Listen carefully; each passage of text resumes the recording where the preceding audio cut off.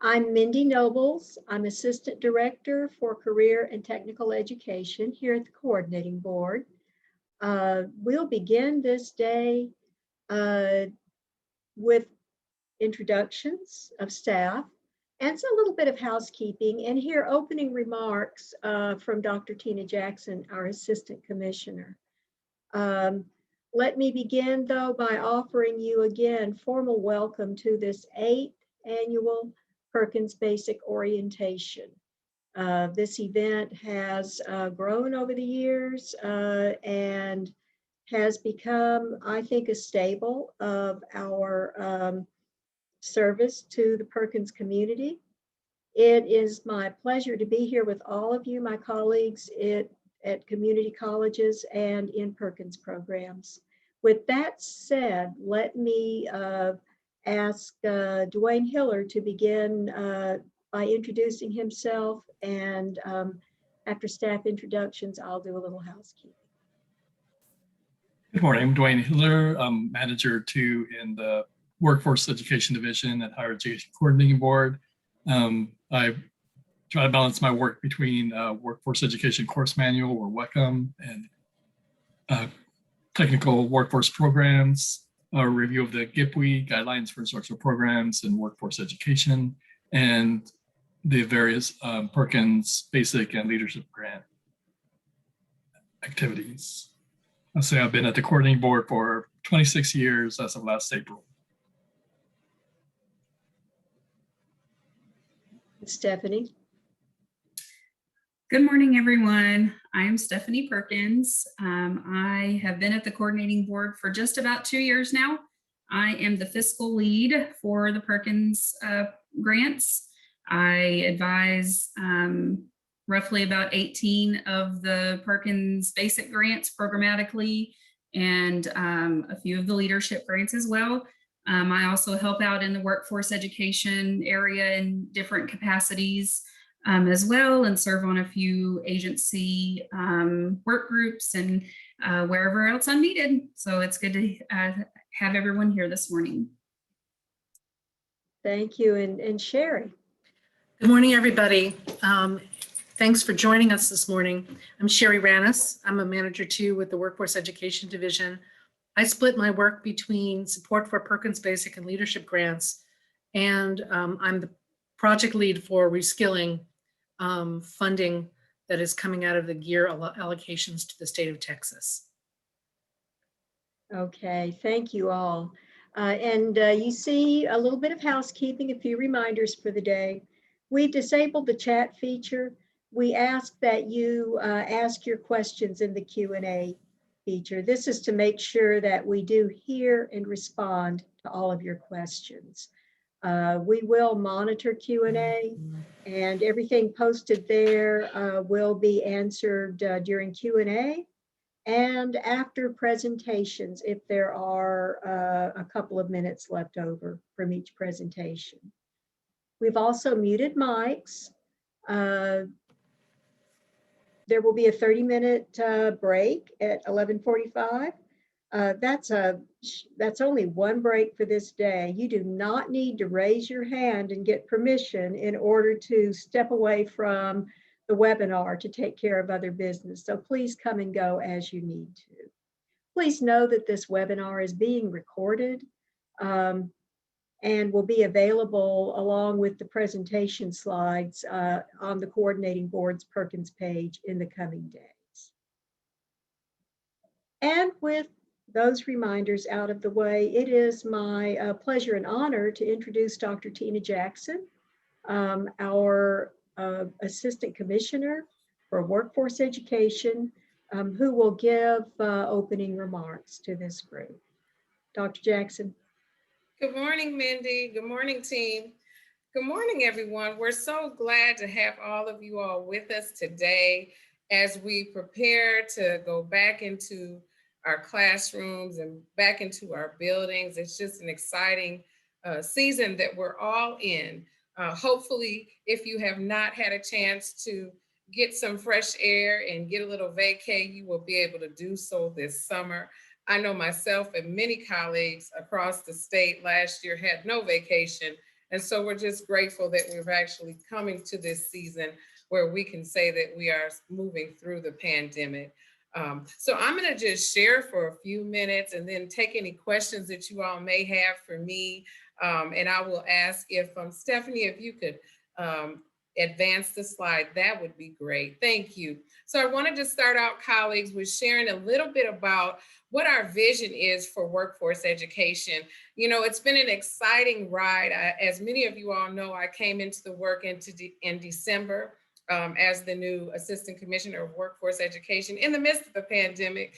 And so things looked a little bit different than they normally would.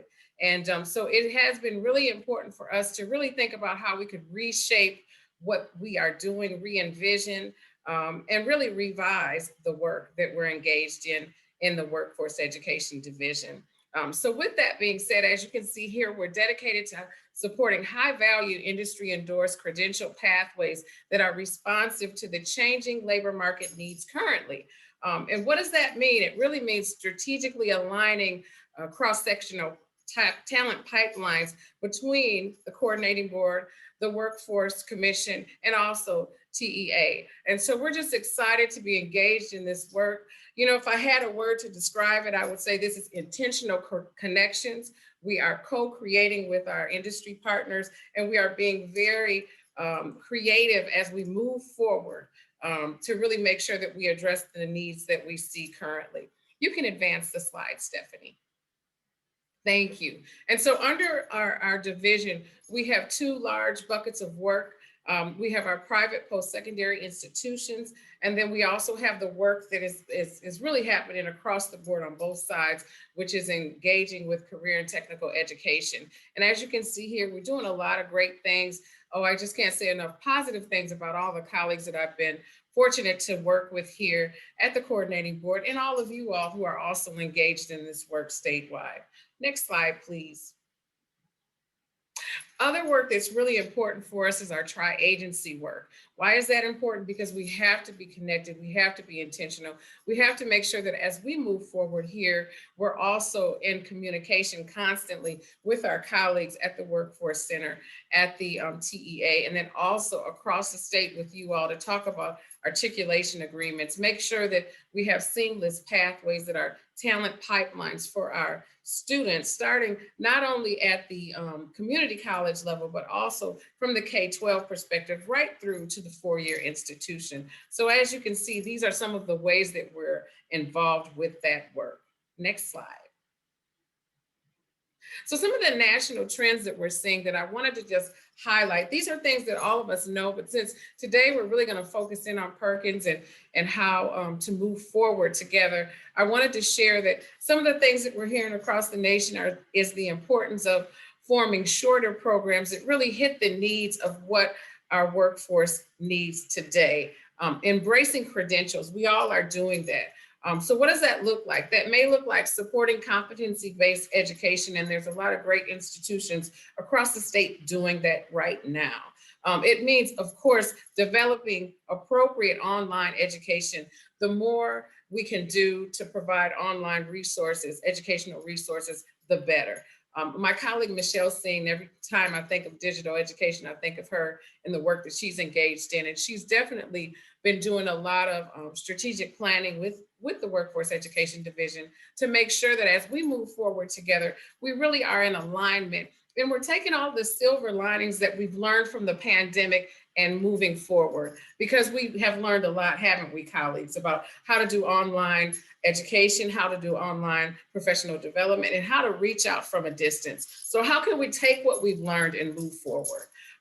Along with that, we're really seeing a need to have embedded industry recognized credentials into our educational programs, not only at the 2-year level, but also at the 4-year level. So how can we do that consistently? How can we scale that? And how can we make sure that we reach out to our smaller institutions in our rural environments, and also connect up to some of our larger institutions who have really been doing a great job of this work before the pandemic hit. And then last but not least, I want to share with you all that we know that students have changed. We know that students are really here to get skills. I met with a group of young professionals about a month ago now, and we were talking about an upcoming webinar. And one of the student workers said to me, you know, I'm hearing from students that they need skills to pay the bills. And I think it's really important for us to think about how we can make sure that as we move students through the pipeline, they're really getting trained appropriately to meet the needs of your regional industry partners' demands. So I'm excited to be involved with this work. You can go to the next slide, please. Some of that work includes really thinking strategically about how to get those skills to our students. And so we know there are some things that we're going to have to continue to address and talk about. And here are some of them. You know, critical thinking and how to really look at how work has changed is going to be critical for this phase of our professional development, and also recreating what we do with our programming for our students, so that when they go back into the work world, they're able to really progress quickly. Next slide, Stephanie. I wanted to also share with you all about how we're doing with reskilling. Thank you all of you who have been engaged in this work. Many of you are aware of this, and this is a goal that we have, is to reach out to 30,000 students and to provide financial aid assistance to them. As of date now, we've awarded 65 awards, which represents 62 institutions. And we're really pretty well balanced across the 2-year institutions and the 4-year institutions, as you can see by this slide. So as we move forward together, we're excited about building capacity and helping colleagues regionally to understand what the workforce needs are as we move forward out of this pandemic era. Next slide, please. And then last but not least, I wanted to just talk a little bit about what our action items are within our division. And so as you can see here, it really mirrors some of the work that I've already described, but I just wanted to share it in this way so you can see it really clearly, that we're really serious about engaging with targeted cross-sector partnerships to make sure that as we move forward together, we're really co-creating how to do the work in a way that industry partners really can utilize the students that we're training. We're making sure that as we move forward, we are going to maximize the value of upskilling and reskilling opportunities at all costs, because we know that this is a huge piece to the puzzle. We have many underemployed people right now because they've lost work due to the pandemic. They've went back to work, but they may not be really making the high wage that they would like to make. So how can we make sure that we continue to move that work forward? We are laying the foundation for the talent pipeline. And I'll just share with you all, one of the things that I see is it's critical for us to connect the adult education and literacy pathway all the way through to the 4-year institution. This is part of our talent pipeline. How can we make sure that across the state we are doing this, and we are really thinking about all areas of the pathway in the pipeline. Also supporting fast tracks to high value stackable micro credentials is critical. We all know this. We need to be able to give our students things that they can use right now and things that they can build on for their future goals throughout their career pathways.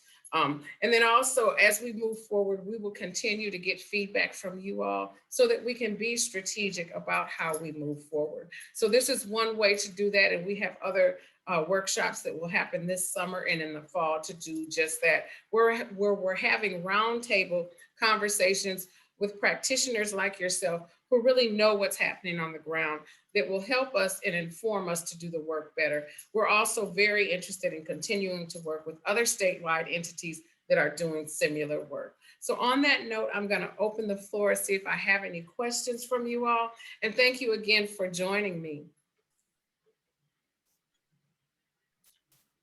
Stephanie, I'm going to turn it back over to you. If you see any questions, let me know and I'm here to answer them. Yes, ma'am, Dr. Jackson. If you do have any questions for Dr. Jackson, please pop those into the Q&A. We will have a dedicated Q&A time, so if you think of any questions, we will have that time following the CLNA part of the presentations this morning. So if you think of anything, you can jot it down or pop it in the Q&A at any time. Well, thank you so much, colleagues. We look forward to being with you today, and I look forward to seeing you in the fall, hopefully, and being able to give you a high five. I'm hoping to see more of you as we transition back into the work offices and things of that nature. Take care. Bye-bye.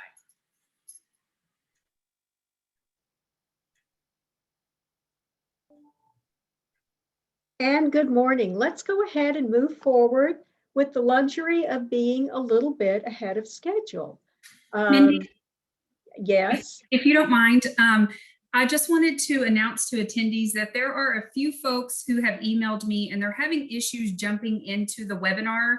I'm currently working behind the scenes to see what is going on with Zoom and why they're not able to get in. So if you are having staff at your college having issues hopping into the webinar this morning, I am actively working on that, trying to figure out why they're having issues.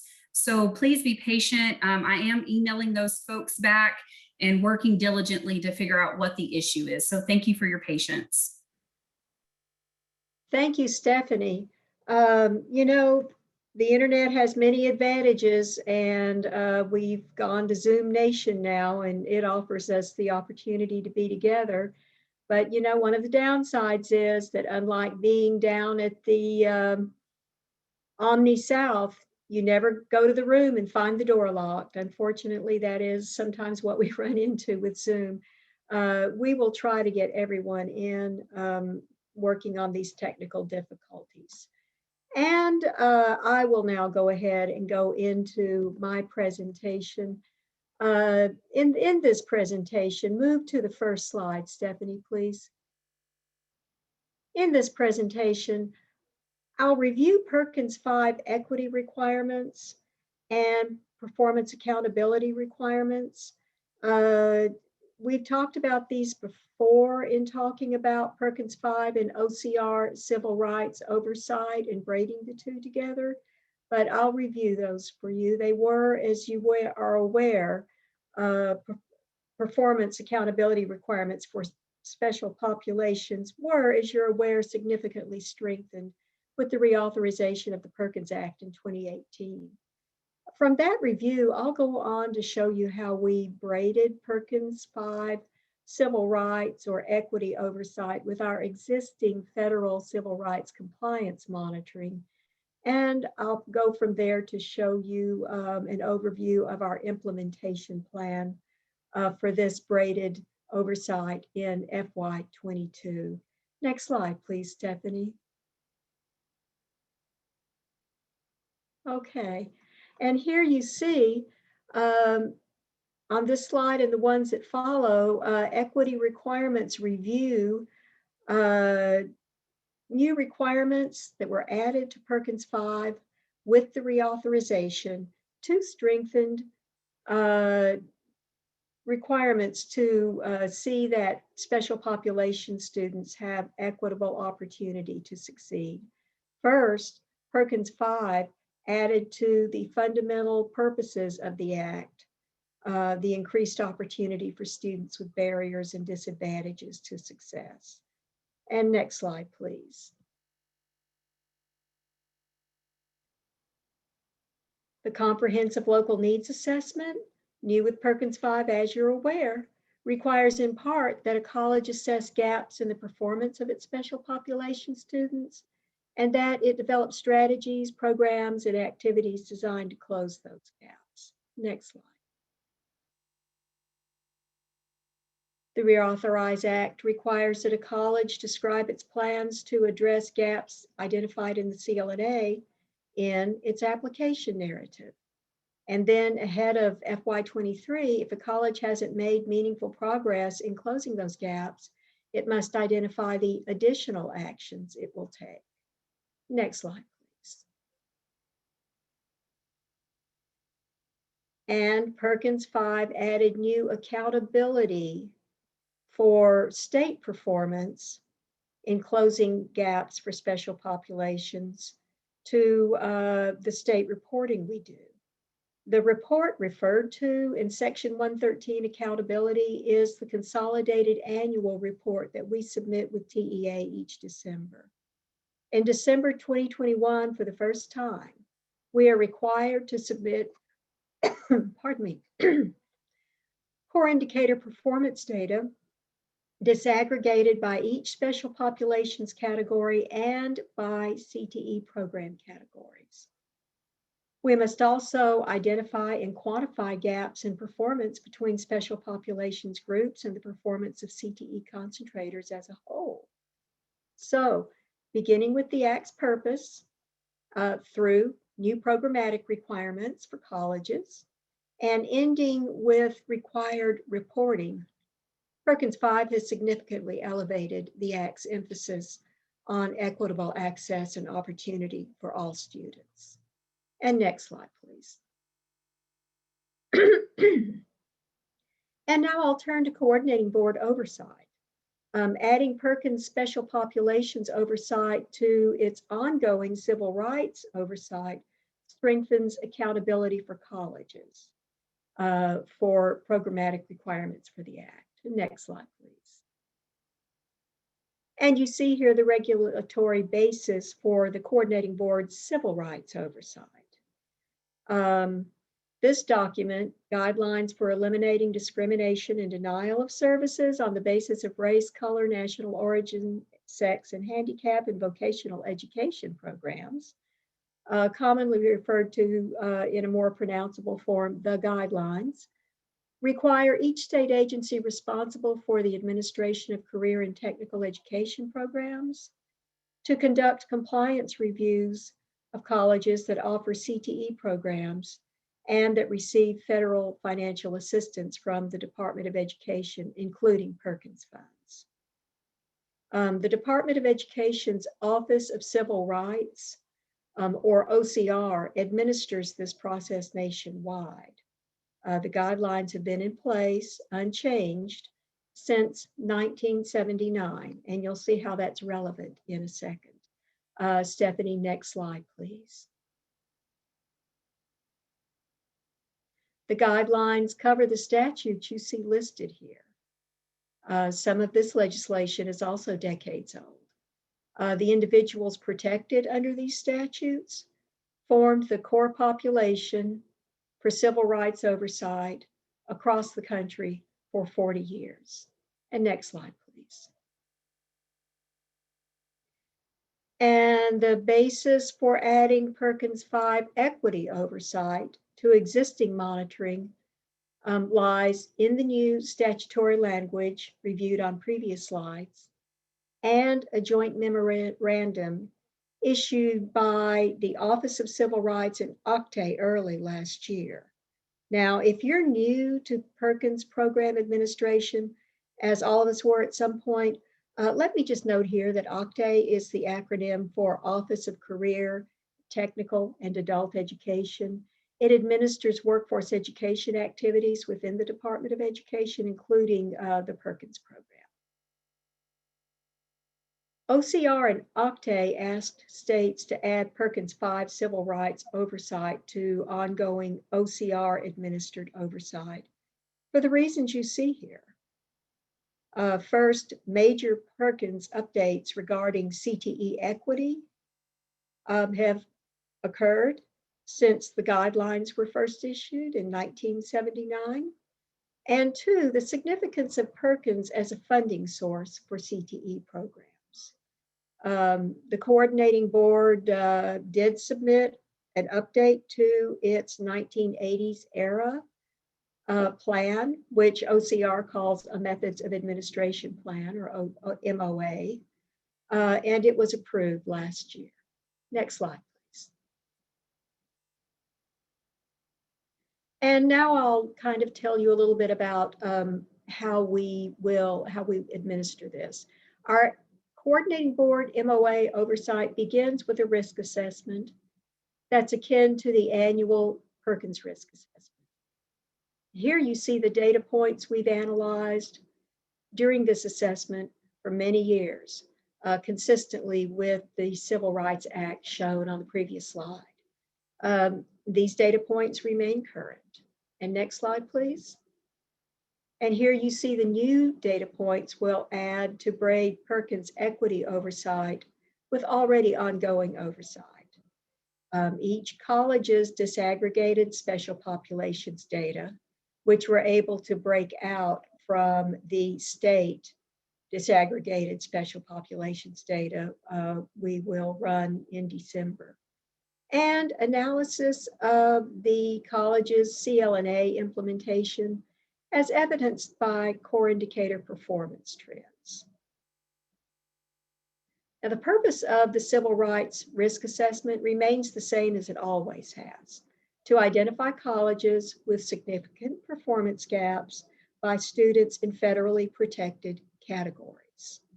Those students now include Perkins special populations categories. And next slide, please. And now I'll turn to our implementation plan for the new oversight plan. And here and on the next slide, I'll provide an overview of the process we'll follow. I'll go on to briefly discuss our facilities audit process, and we'll conclude with an annual timeline for the plan. The new process will begin in July when colleges will, for the first time, certify compliance with Section 504 of the Rehabilitation Act of 1973 and Title II of the Americans with Disabilities Act of 1991. You have the certification form and an explanation of the requirement in the FY22 RFA. We'll also go into a little more depth about this new requirement later today when we go through RFA updates. In December, we'll perform the new methods of administration data analysis. And then in January, we'll notify colleges that they will be subject to an MOA compliance review. And next slide, please. Now here's what will happen. Identified colleges will undergo a civil rights compliance desk review. Now, what that will consist of is colleges submitting materials for review. Those materials will document colleges' compliance with the requirement to offer a continuous non-discrimination notice, which all of you have on your websites and college documents, that you have designated Title IX and disabilities coordinators, that you publish an annual notification of non-discrimination, that you have grievance procedures in place that are compliant with federal requirements, and then a variety of other areas covered by the guidelines, site location and student eligibility criteria, recruitment practices, admissions requirements, student financial assistance requirements, counseling requirements, services for students with disabilities, facility accessibility requirements. I will speak more to that in a slide or two down. Comparable housing facilities and facilities such as changing rooms, showers, and other facilities that must be comparable, for example, for people with disabilities and for both genders. And then there are other requirements such as these. What a civil rights compliance desk review consists of is a college submitting sample materials such as recruitment brochures and the college's counseling department procedures, such things as that. We look at it and look for any areas where we can give technical assistance.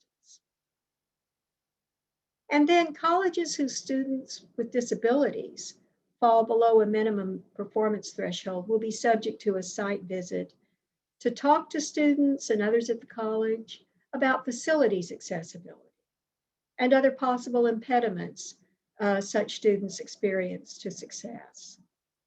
Colleges subject to a site visit may also be asked afterward to conduct a facilities audit, and I'll talk a little bit more about that on the next slide. Now, whether desk review or site visit will notify colleges of findings. Colleges will submit corrective action plans, and we'll monitor and approve corrective steps as they take place. Steps 5 through 9 will take place during spring and summer of each year. Step 10 will take place over a period of time appropriate to the corrective actions agreed upon by the coordinating board and the college. And I'll touch bases on that again in just a moment. And next slide, Stephanie. I'll go on to say that we expect no more than 2 or 3 facilities audits to occur in a given year. In the past, coordinating staff have conducted these reviews. Going forward, colleges will contract with a third-party firm to conduct a facilities audit. The college will then submit the firm's report to the coordinating board. Colleges may use Perkins funds to cover the cost of an audit. Because budgeting requires planning, we will allow a college a reasonable period of time to meet the facilities audit requirement. We will also allow sufficient time for a college to correct any accessibility deficiencies identified during the facilities audit. Corrections may take multiple years if they're extensive. Next slide, please. And here you see the annual timeline displayed graphically.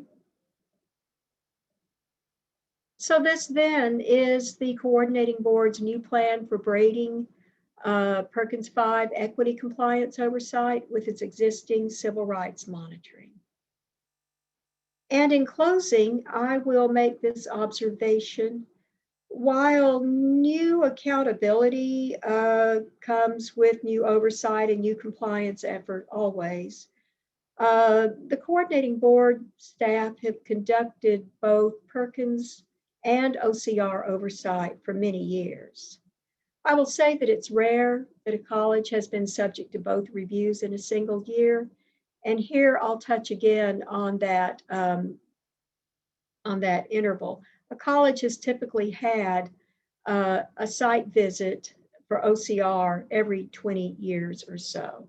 So that comes back to that 2 or 3 per year that may be subject to a facilities audit. We do not yet know exactly what the cadence will be under the new plan as we're still establishing thresholds. Coordinating board staff are committed, however, to making our redesigned oversight manageable for all involved. And that concludes my presentation. We do have time to answer some questions, and we are still a little bit ahead of time. My colleagues, is it too early to consider a break following questions before we go on to the next presentation at, I believe, 11 o'clock? Please, No, please. we could take a break, Mindy, if you'd like. Okay, well, let's take some questions right now. I see that we have 2. Who's monitoring this? Okay, Dwayne, if you could convey questions to the group, I'll try to respond. Okay, first question.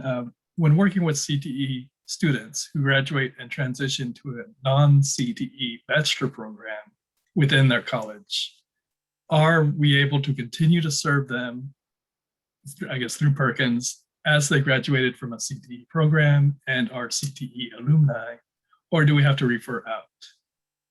As we work with employer services, we tend to have recent graduates looking for work.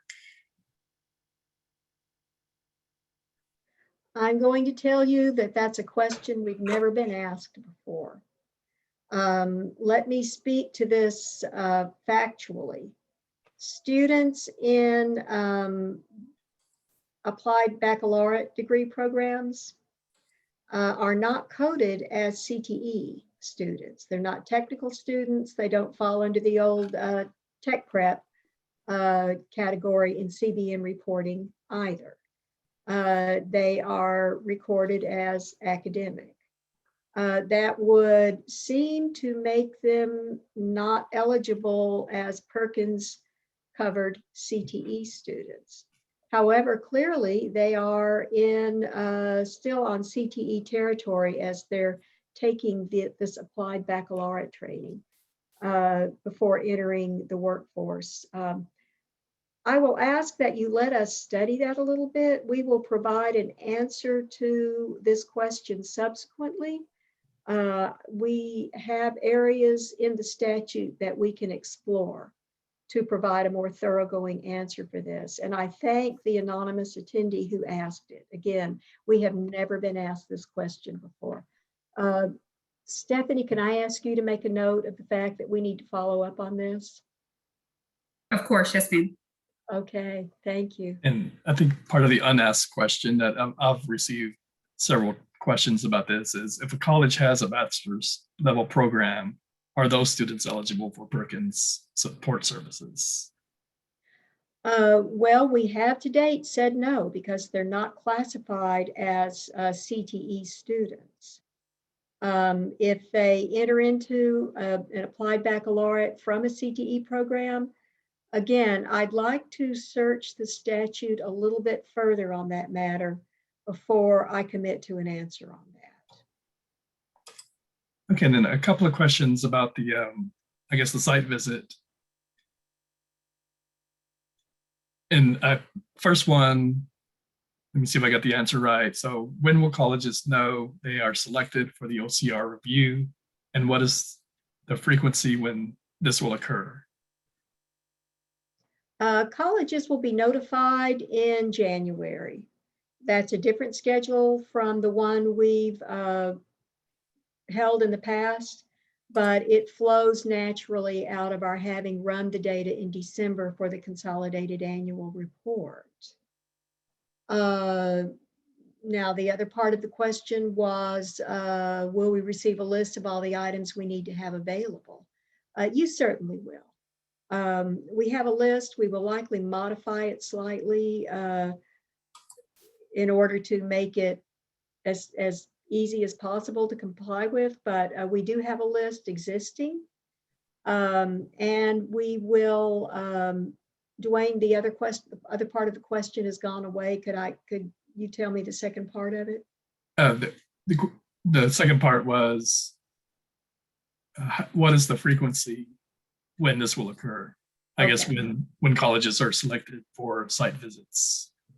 It should be, we expect no more than 2, maybe 3 a year. This will not be a frequent occurrence. This will, a facilities audit.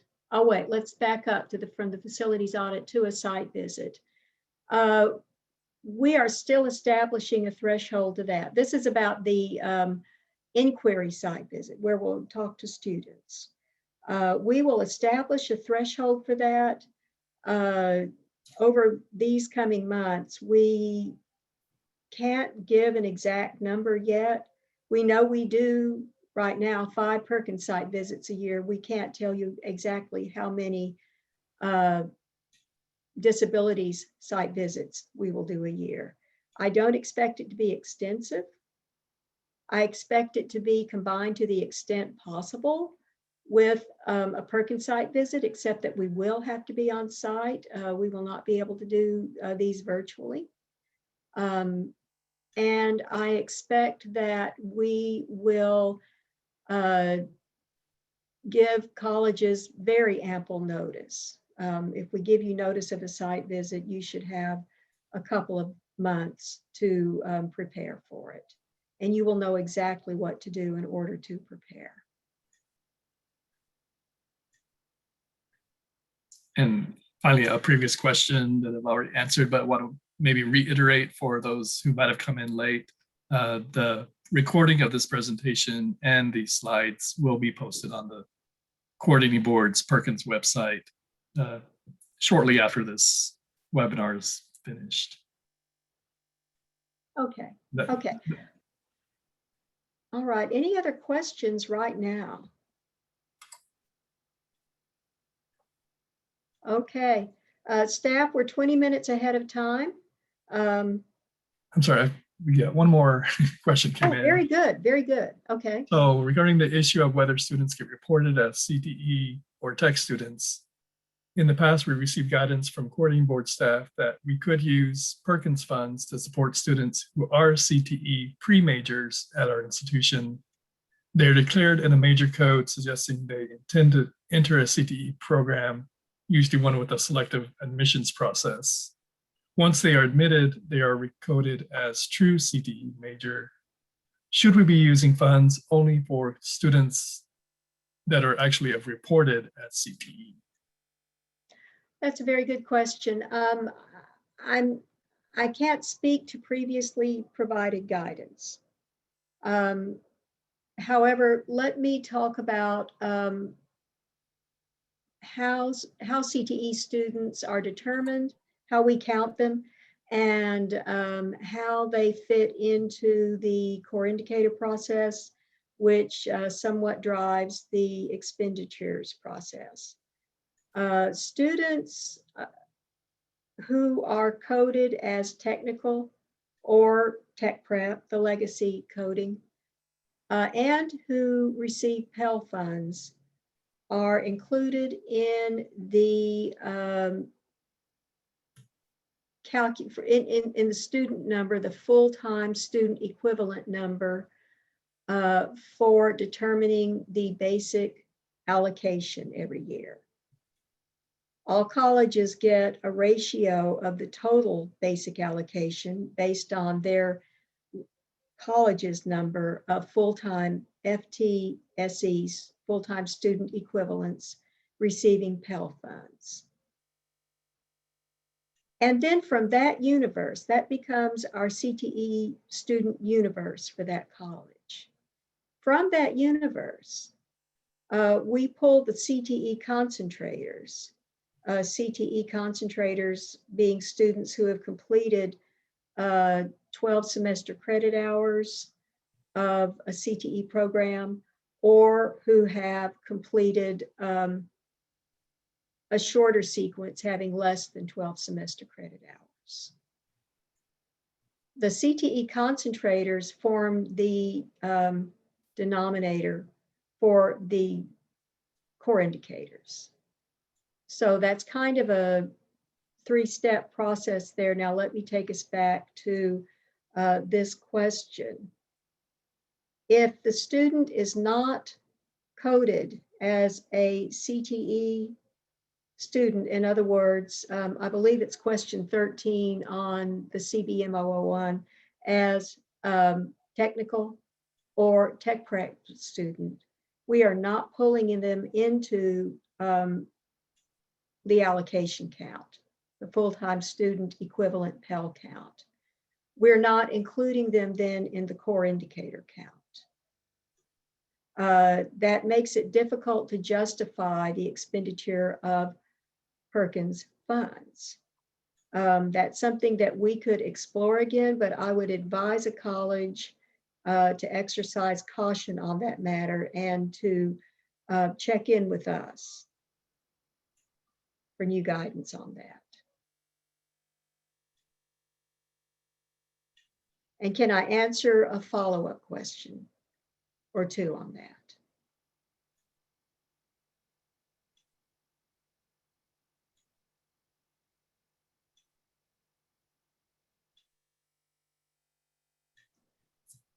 And I'll ask Stephanie that you note this as something we should follow up on and confirm. And I do see a question here, and does check-in for new guidance mean need to email this question for a final answer? You may always email your Perkins grant advisor with any and all questions. We will make a further determination on this and respond to the field, but again, the college's universe of CTE students is essentially what determines who your students for Perkins funding are.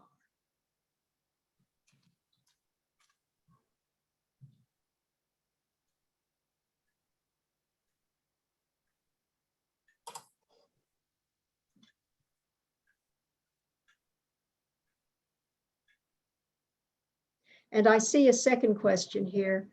Can Perkins funds be used only for CTE majors that also receive Pell? If they're counted as a technical or tech prep major,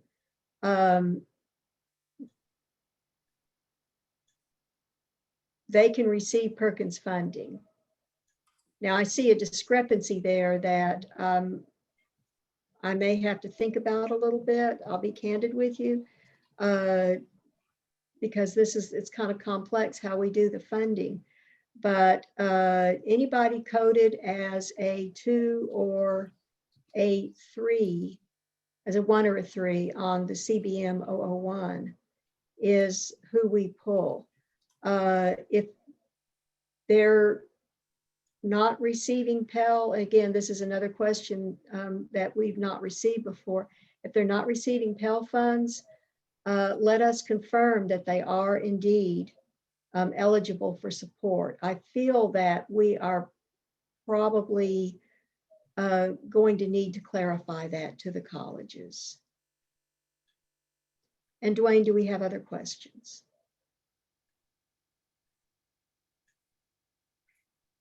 So question on what, are there any other factors that are considered in the allocation? Is it strictly full-time CTE student equivalent number that is used for the allocation? Yes, it is. And I see a question from Paris Junior College too. Would the same decision hold if the prerequisite courses are identified as required in the restricted admission program? That's a very good question. That might change the equation if they are required. Let's add that to our follow-up detail. And Dwayne, do we have another question? Mindy, that was the question from John, correct? Yes. Okay, gotcha.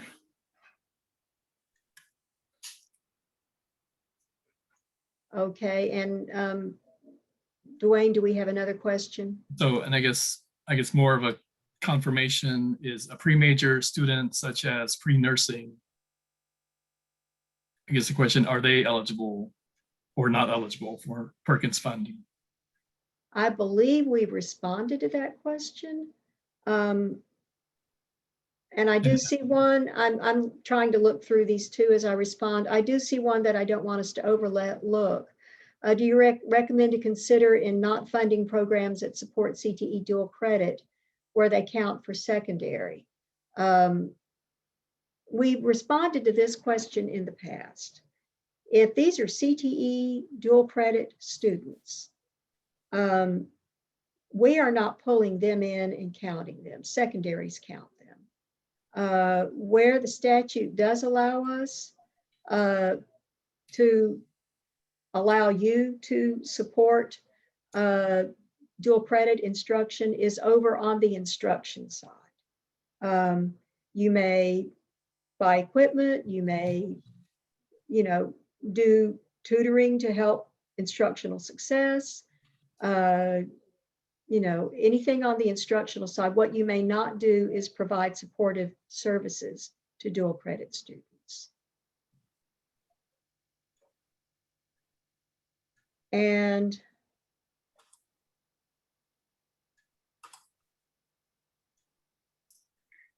Dwayne, I just want to let you know that I'm kind of helping out with the Q&A a little bit here, kind of answering some live as we're going along here, if that's okay with you.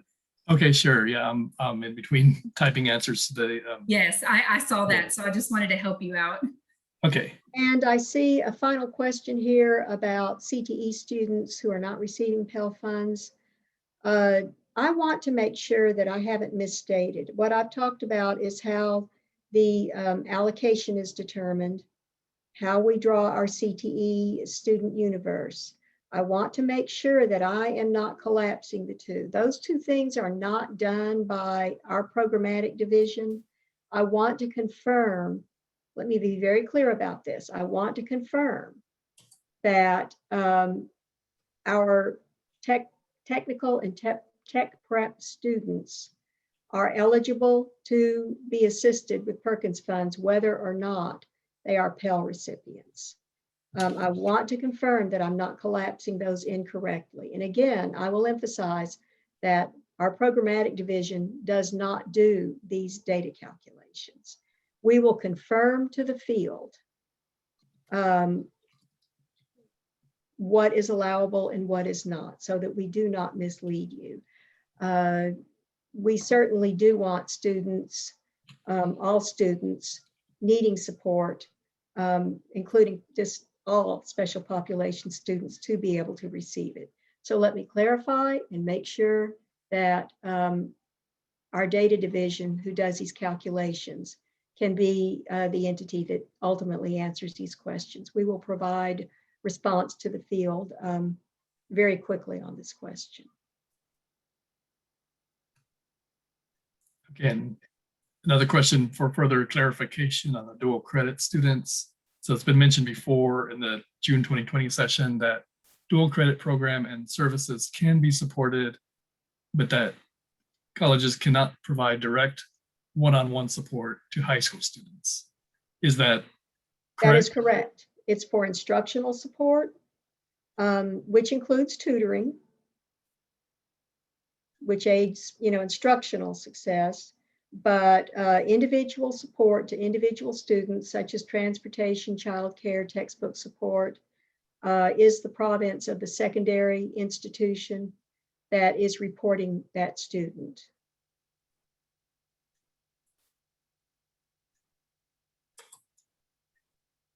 Okay, and that's all the questions we have at this point.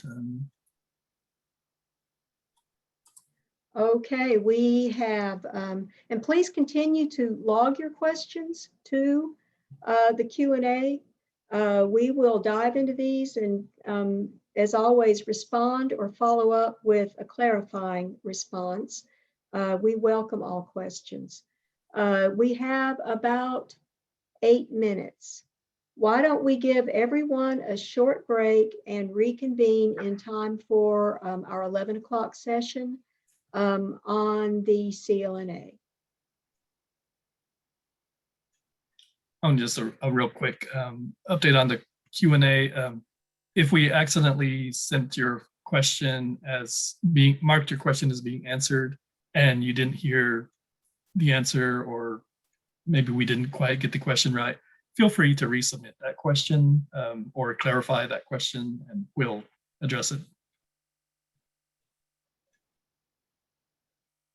So I'm hoping I didn't accidentally mark a question as answered that wasn't fully answered. Well, let's make sure everyone gets their questions fully answered. Please feel free to re-ask your question or ask for clarification on a question that was answered that you do not feel you received adequate response to. And with that, let's take a short break. We'll reconvene at 11 o'clock. Thank you.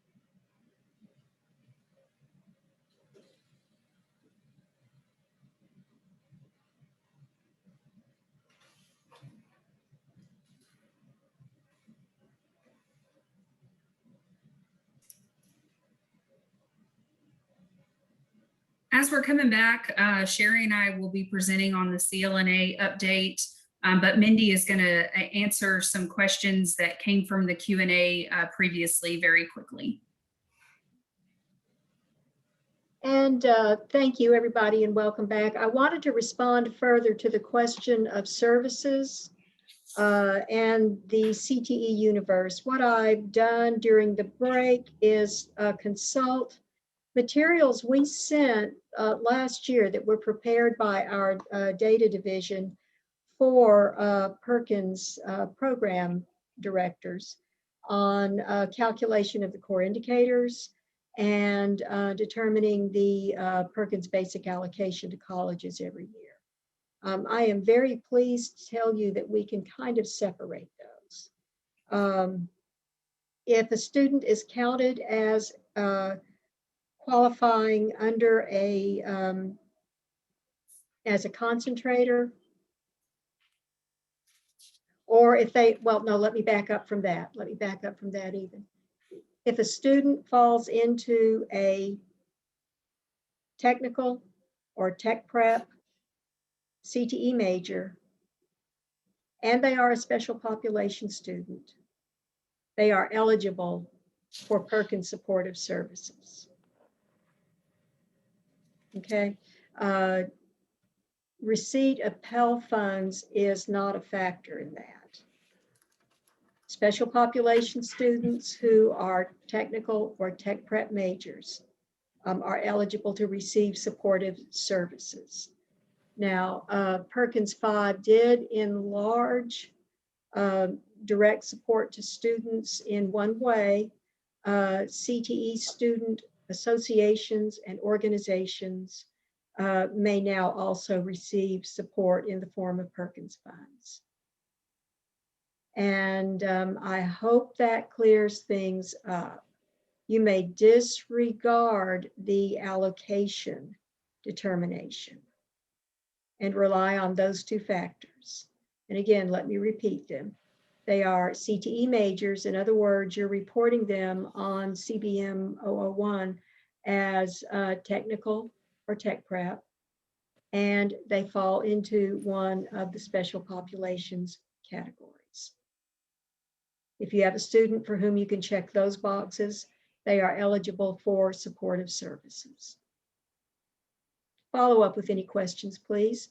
Thank you. And Stephanie and Sherry, and I already see a question. We've got another Q&A coming up. Stephanie and Sherry, I will let you have the floor. Right, we do have 15 minutes or so, maybe a little longer if we go quick, at the end of this presentation for more Q&A, both on Mindy's previous presentation as well as this one. So welcome to our update on comprehensive local needs assessments in Perkins Basic administration. For those of you who are new to Perkins, CLNA is a major element of Perkins program administration and organization, actually. And it is something that is so prevalent. You're going to hear it mentioned in every single presentation today, already have, will continue to. But it's so important that we thought we would just do a little focus session on what CLNA's situation is right now. Comprehensive Local Needs Assessment is a strategic document that every institution that receives Perkins funding has to have. And as you can see from this slide, it is a mandatory requirement of Perkins 5. So it is not something that is that's alternative or optional. It is mandatory, and it is nothing less than your institution's strategic plan for workforce education writ large and Perkins spending and Perkins administration as well. So here is a situation where the CLNA sort of brings together both the big think around workforce education direction as well as specifics of how Perkins money is used. It runs the gamut from big to little in terms of its applicability. And because it is such an important document, because it is such an important process, the CLNA should be considered a living document. That is an ongoing assessment. It is not a static one-time thing. but an ongoing assessment of the goals and targets and objectives that institutions have in terms of their CTE pursuits. As I said, if you want to think about it as a strategic plan or a work agenda or action agenda, all those are appropriate ways of thinking about what the CLNA is. Next slide, thanks. COVID-19 was is understatement to say disruptive to the higher education enterprise and workforce education as well. And the CLNA process and the CLNA installation happened just as COVID hit. So the work of creating a CLNA was done last spring, as many of you were involved with it and know it was due last summer and approved by THECB staff last summer. But the pandemic presented a lot of barriers to producing a fully rounded CLNA, a complete CLNA, as well as implementing it. So in this post-pandemic atmosphere, or what is becoming a post-pandemic atmosphere, we all hope, you have a constant opportunity to redo, reset, rethink your CLNA objectives and activities, and that is entirely appropriate because, as we said, it's a living document. Next slide, please. We've just gotten through a really important session on risk assessment. That is the way THECB staff assesses institutions to see if we need to do a closer look at the administration of Perkins programs. And the CLNA itself is an element of the Perkins Basic Risk and OCR assessment. So how complete, how in compliance your CLNA is a factor when we look at all the different risk elements and make a decision about who's going to go through desk review, site review / OCR review. So each year we look at your CLNAs. We look at them very carefully. And we look at them again for those who are going to be undergoing desk reviews and site visits. So it's just important to remember the CLNA sort of plugs in pretty much in every aspect of Perkins. Next slide, and now I'm going to turn this over to Stephanie to continue our presentation. So now we kind of want to talk about the timeline of the CLNA. And here we just kind of note the statute around it. And an important note in this is that not less than once every 2 years, it's required to update the comprehensive local needs assessment. So in FY20, colleges were in a transition year, and the CLNA was not required with the Perkins Basic grant application. And if you'll remember, we asked 4 colleges to provide a model CLNA to help assist colleges in better understanding the process of conducting and writing the CLNA. We're always grateful for those 4 colleges that did that model CLNA because they basically were charged with doing this with little resources except for what our great partners at Advanced CTE put out and other online tools that we put together, and they produced some great documents, and we're forever in their gratitude for putting those documents together. And it really did provide some groundwork for how colleges were going to put together their own local comprehensive needs assessments. So through the transition year, colleges were required to consult stakeholders and formulate their own CLNAs, which were submitted with the FY21 Perkins Basic application. Activities and funding priorities identified in the CLNA were incorporated into the basic application. So in this next fiscal year, when you're going to submit your Perkins Basic applications with this RFA that was just put out, colleges can revise the CLNA. It's not mandatory right now. It's not required to do that. That's not until FY23. But you have to remember, as Sherry has mentioned, that this is a living document and should be continuously reviewed. Any revised CLNAs must be submitted to the Perkins email address by July 1st, 2021. This will allow coordinating board staff plenty of time to review the document ahead of Perkins Basic application reviews. So please note that due date. If you plan on revising your CLNA, it needs to be submitted by July 1. Colleges will be required in their basic application, just like last year, to tie together activities and targets and budget items to the current or revised CLNA in the basic application that's submitted in FY22. Remember that emphasis on access and equity for identified special population students must be given attention to per statute. In FY 2023, colleges will submit a revised CLNA to the coordinating board on a timeline similar to the first submission in FY 2021. The CLNA will be due before the Perkins Basic application. So this is that mandatory statutory required revision of the CLNA. So that will happen in FY23. Colleges again will be required to tie together activities and targets and budget items to the revised CLNA in the basic application submitted for FY23. So as you'll see, there's a theme here. Every year you will be required to tie in the CLNA to the basic application.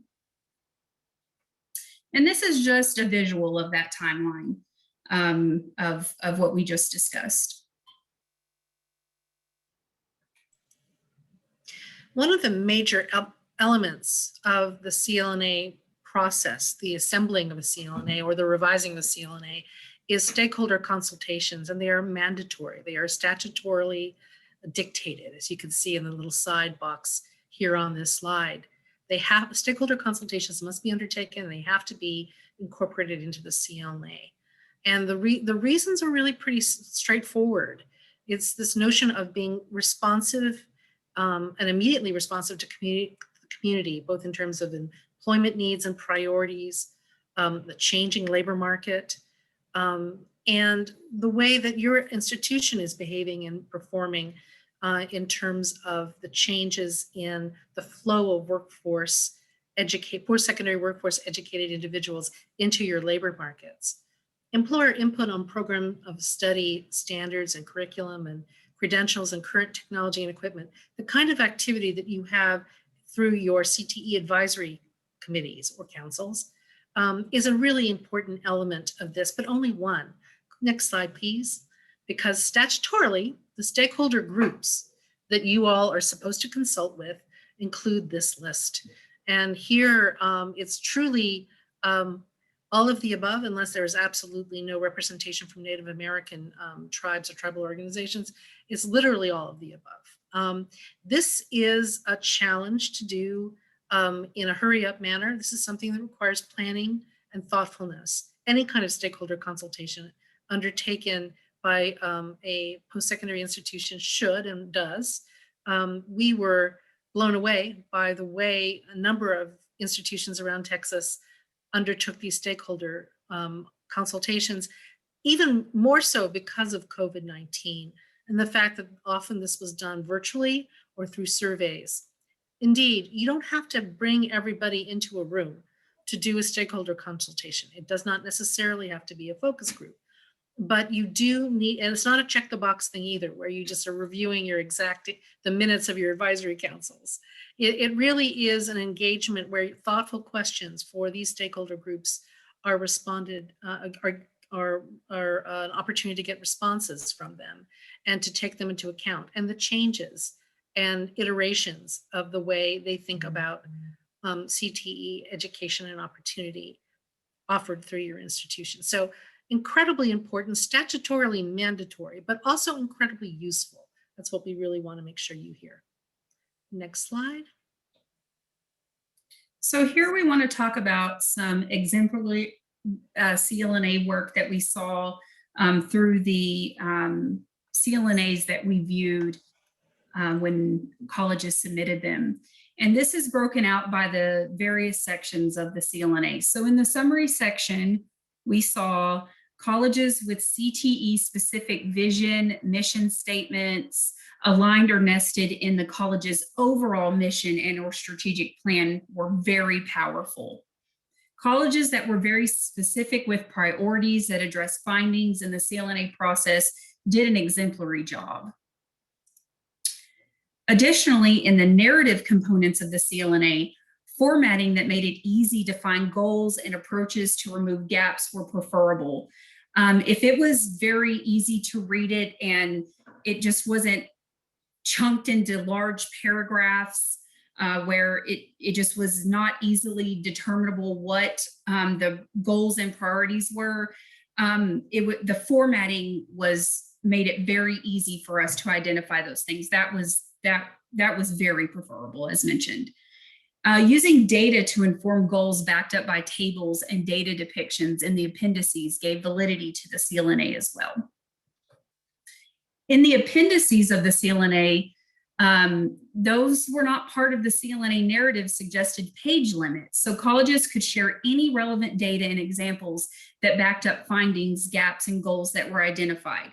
So again, their appendices didn't count towards the page limit, so you could have as many appendices to back up your CLNA narrative as you wanted. So colleges who had exemplary work there had lots of great information in their appendices.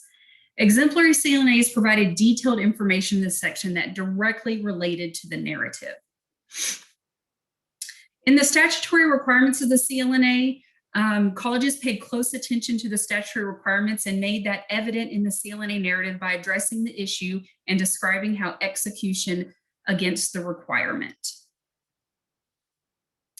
So some pitfalls to watch out for as you either revise your CLNA in FY22 or when you submit a CLNA in the mandatory required year in FY23. So some CLNAs did not address access and equity for special population students and needed to be revised. There were some colleges who had to mandatorily revise their CLNAs this last year.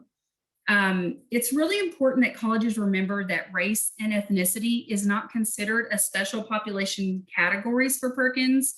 While colleges may find gaps in enrollment and retention for race and ethnicity, and they want to address that in the CLNA, this does not need to be a primary focus. Additionally, some colleges identified that there was no data collected to verify who is a special population student. This was allowed in the CLNA for FY21, but colleges should be finding ways to collect this data so that results and findings can be reported in the FY23 revised CLNA. It's important to remember that Perkins funds must be used to mitigate barriers for special population students, and this must be addressed in the CLNA and allocated in the budget. And then last, due to COVID-19, some colleges experienced difficulties engaging stakeholders. In some cases, gaps and goals did not include statutorily required stakeholder engagement anywhere in the CLNA. It is important to ensure this requirement is met. And as Sherry mentioned, if it's not feasible to meet face-to-face, then you need to find other ways to engage your stakeholders, either through surveys or through virtual means. But it is a requirement that you do engage stakeholders, and it is included in the narrative of the CLNA. Sherry, you're muted. I am indeed. We've developed a series of resources to support the development of the first CLNA in 2019-20. And so we have actually basically a page devoted to this that includes the 4 model CLNAs that Stephanie mentioned. So those original first over the bridge folks who we appreciate so much. We have instructions and templates for every portion of the CLNA's construction. We have we did a webinar, a very extensive webinar on CLNA construction in 2020. So a copy of that is there, as well as an ongoing frequently asked questions or FAQ page. We intend as a staff to review again later this year if there are updates to resources that might be available and more helpful to revisions of CLNAs. Again, Advanced CTE has been the national organization sort of in the lead of a lot of this analysis or a lot of this guidance about how to comply with statutory requirements. So we're going to be on the lookout for that. But as well, we have, as I said, developed our own materials to support our Texas colleges. So we will be probably, as I said, reviewing and updating, and there could be some additional materials or another webinar if we feel like there's a request or demand for that coming up over the next 12 to 18 months. Next slide, please. And this is the slide where we're going to be echoing, as I said, every session, every presentation today. The CLNA is both, as I said, both a big think and a specific requirement. Okay, so CLNA priorities, what you all make determination of as being your priorities, should be reflected in the proposed programs, activities, and budgets that you describe in your basic application every year, whether it's your original CLNA or revised CLNA or your 2023 CLNA. CLNA should be embedded in your basic application. And so it's both the thinking behind the proposal and the actual form and the narrative and budget forms that you're submitting. We're going to talk about this again once more in detail a little later on, but we're expecting you to make explicit reference to the CLNA in all your application documents, particularly in the budget, where you're going to be showing that a budget item is referring back to CLNA priority 1A or 2C or 3B. And those citations and references in your budget are really important. But we'll go into that detail in a little bit. I think at this point, we are at questions, both for this session and the previous one. And Dwayne, you've been monitoring the Q&A box, so. Yes, Stephanie, Thanks. could I ask you to go back to that graphic that showed the timeline for the, there were several questions about the timeline for the CLNA submitted. Okay. First, though, we have one follow-up question from the previous session.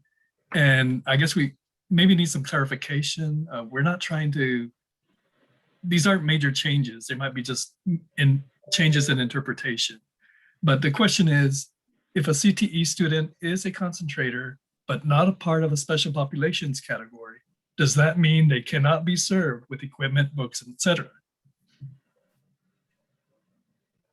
And let me respond to that.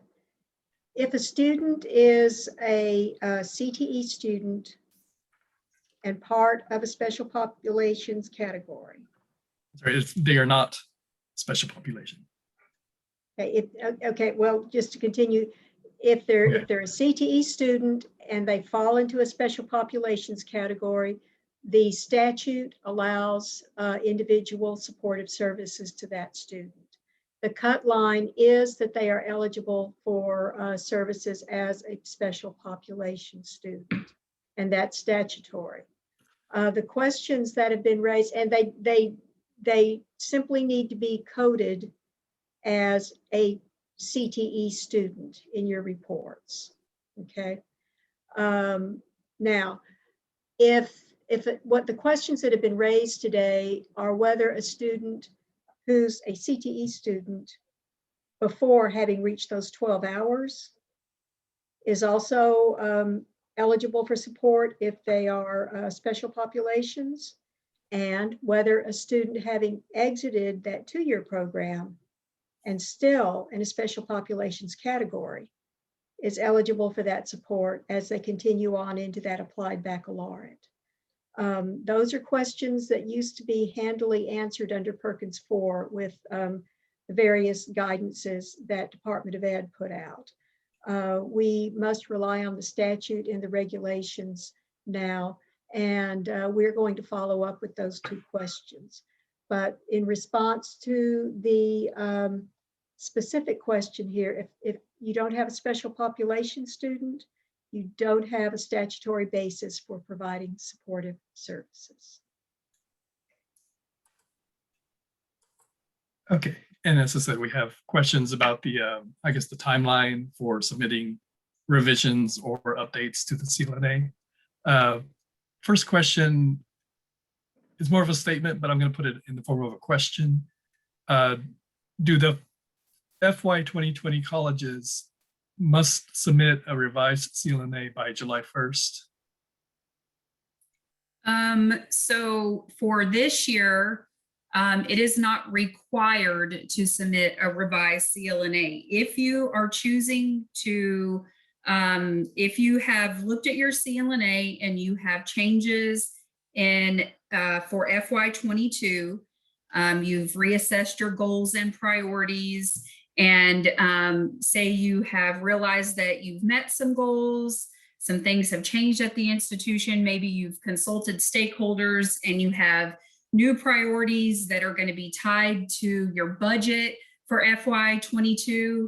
That CLNA is due by July 1st. It's not required though. It's not mandatorily or statutorily required to submit a new CLNA until FY23. But in saying that, colleges need to remember that the CLNA is a living document. So keep that in mind. Okay, the next question is, trying to paraphrase, if a CLNA is submitted in FY22 or for FY22, in other words, if the CLNA is submitted this summer, does it require new stakeholder data, or do you use the FY21 data with any needed revisions for FY22 goals? Stephanie just said it's not a mandatory revision or revised stakeholder, CLNA at this point. And stakeholder assessments are incredibly important, but they would not necessarily be incorporated if you're going to do something for July 1. So no, the answer is you do not have to, but if you have, you can include them, and you will have to for FY23. Okay. And one of the reasons I want to bring up this date, the RFA and substantive changes doc lists 2 different due dates for any revised CLNA narrative plan for the July RFA. For the RFA, it said the due date was July 9th. For substantive changes, the due date is July 1st. And I guess need clarification on which is the due date. I am assuming Mindy hopped off of here and is probably going out and checking the RFA. So No, I'm here and I haven't checked the RFA. I can tell you that we had several due dates in the RFA for several items on the calendar of events that changed over time as we were developing it and trying to calibrate it to release time and when things would be due for colleges later, trying to give everybody sufficient time to get their work done. And it's possible that we missed a correction in the RFA. We will go research that July 9 due date and change it in the RFA. You may disregard that. I believe it should be correct in the calendar of events, but we will confirm that. Any updated CLNA should be submitted to us by July 1st. And I guess I want to point out, I think Stephanie said earlier, so the CLNA is separate from the Perkins Basic grant application. And we want to have the CLNA submitted. We want to have that available prior to the basic application. So as early as you can get the CLNA submitted, it is the best. yeah, and talking about due dates, we're sitting on this timeline slide. You know, these are tentative dates. This kind of aligns with what FY21 looked like. We released the RFA in late to early May, June. We had orientation in June. We actually asked for CLNAs in early July because we realized that we needed more time frame, and that was on a COVID timeline as well. And then we asked for applications in August because coordinating board staff needed plenty of time to review these full CLNAs. And with COVID, we asked for the applications to be due at the very end of August. And then we started the grant year on September 1. So this is just a tentative timeline. So this could change as well. So, you know, we try our best to give you all dates and such, but you know, it's really, these dates are always very tentative when we're planning way in the future.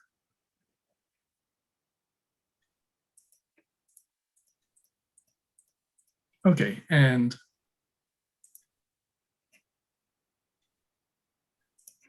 okay, next question was very similar. When it has been mentioned that CLNA changes are required to be done in FY23. It needs some clarification that if the changes are required to be planned out through FY22, such as June 2022 for submission in preparation for FY23 Perkins Basic application submissions that start activity September 1st, 2022. And is that I believe that's the correct timeline. So, and trying to follow the train of thought, during FY22, which is September 1st of this year until August 31st of next year, is when you will be updating your CLNA sometime during that academic year. Well, the CLNA will be due before August 31st of 22. Is that correct? So the timeline will be September 1 of, well, you're assessing your CLNA basically all the time as it's a living document. So you can be assessing that at any time. So really thinking about it on a timeline like that, you can be thinking about it through the summer. You can be engaging stakeholders at any time. Mindy, is that correct? Yes, of course. Yes. So you don't really have to think about it on a timeline like that, like you're thinking about a grant period.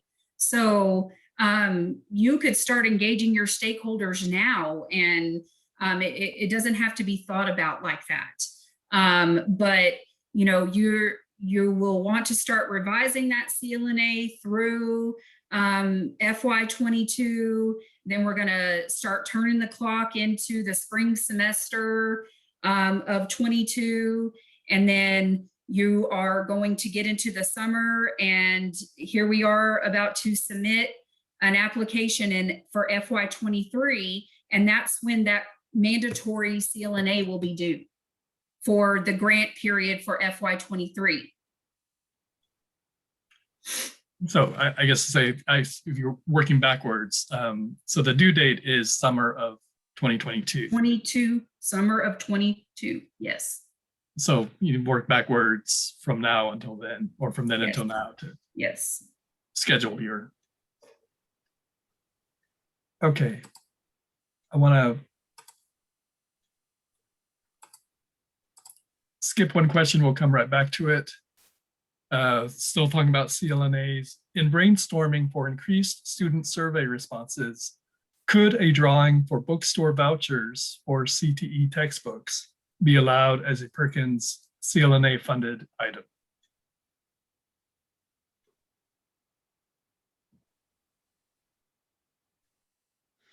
So this would be like a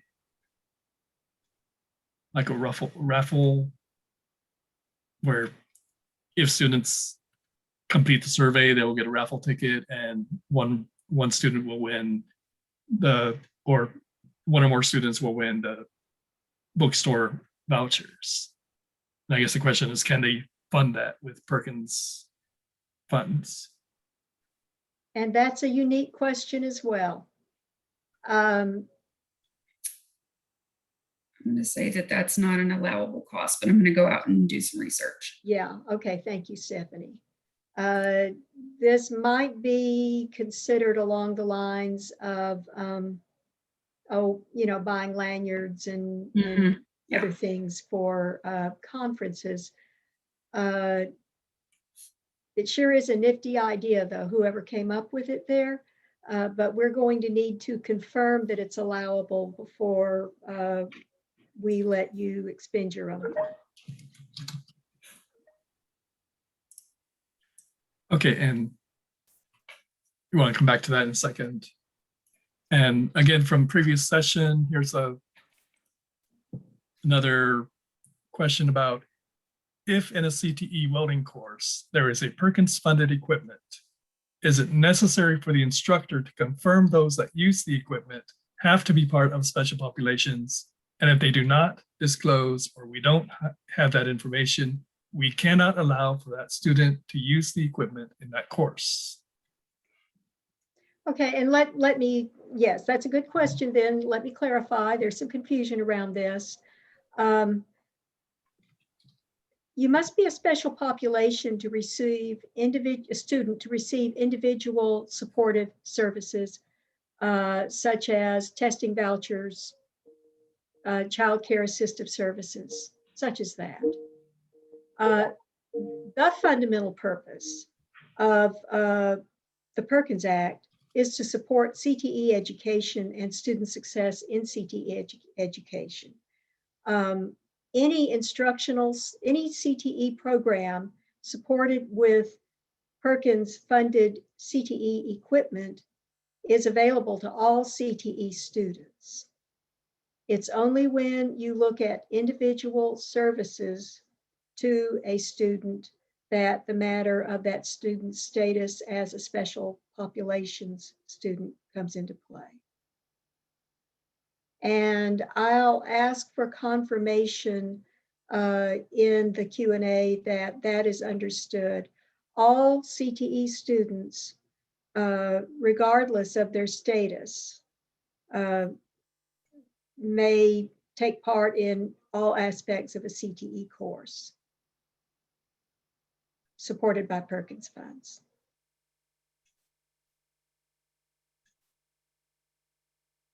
If that is any less than clear, please let me know, because that's an important point and I don't want to leave that confusion. Thank you.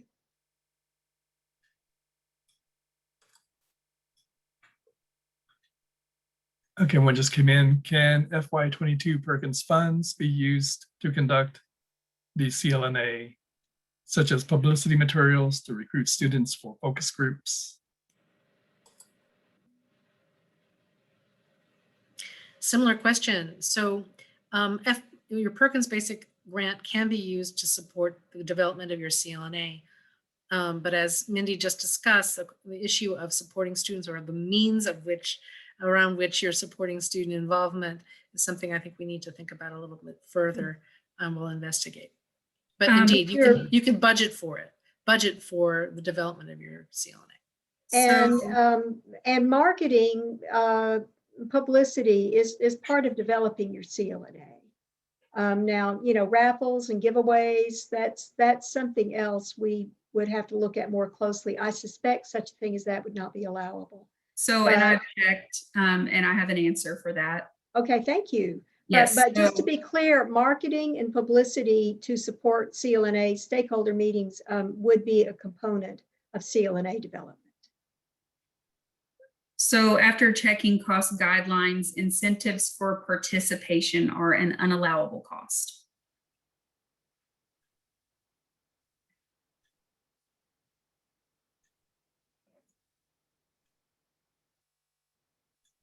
Okay, and don't see any other questions. Do you have any, or we can?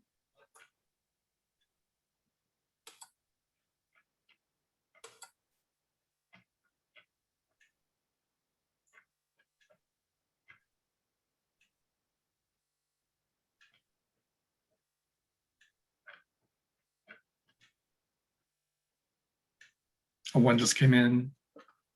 So what verification, if any, is needed for self-reported special populations students? And I know the issue of privacy kind of hinders schools from finding out if a student is a member of a special population. And so they have to rely heavily on self-reported. Well, so the specifics of self-reporting are left at the local college level. You don't report to us specific student identification, self-identifications of special population status. Colleges determine this in individual ways through application, through advising But once self-reported, then a student is a special population student. Now, your verification of that should be done locally. It should be done in a way that does confirm that this student is a special populations category. So if a student applies for childcare services, for example, and self-identifies as special populations, you might want to determine that that student is, say, a Pell recipient, something like that. We do not specify the manner of verification, but you should be able to document to the best of your ability that a student is in a special populations category if you're providing individual supportive services. Let me take this opportunity to announce, again, I think we talked about this earlier this year, perhaps at TACD, beginning with the FY22 Apply Texas application for two-year colleges, there will be a special populations question on the application. It's very general. It simply asks if any of the following circumstances apply, and would the applicant like to hear from someone about potential assistance for going to college. And so you have the opportunity to get some upfront self-identification through that question. Following through on it locally should involve verification, though, but we don't determine exactly how you need to do that.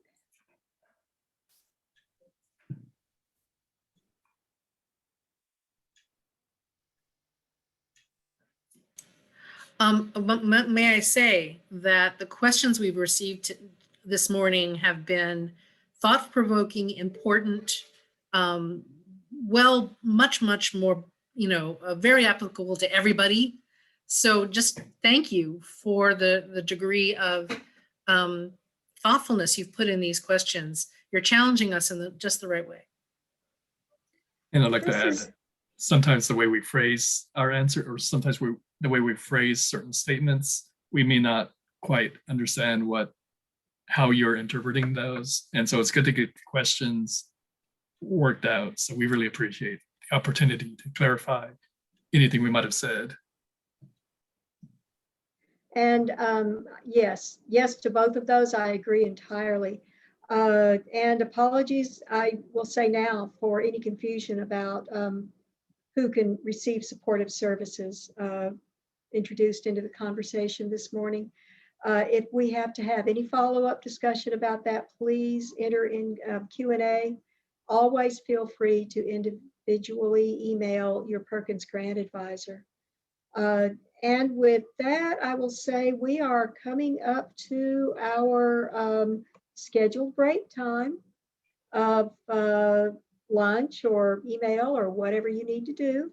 We will adjourn for 30 minutes. We will reconvene at 12:15 and we'll go into the afternoon. Thank you all for this morning.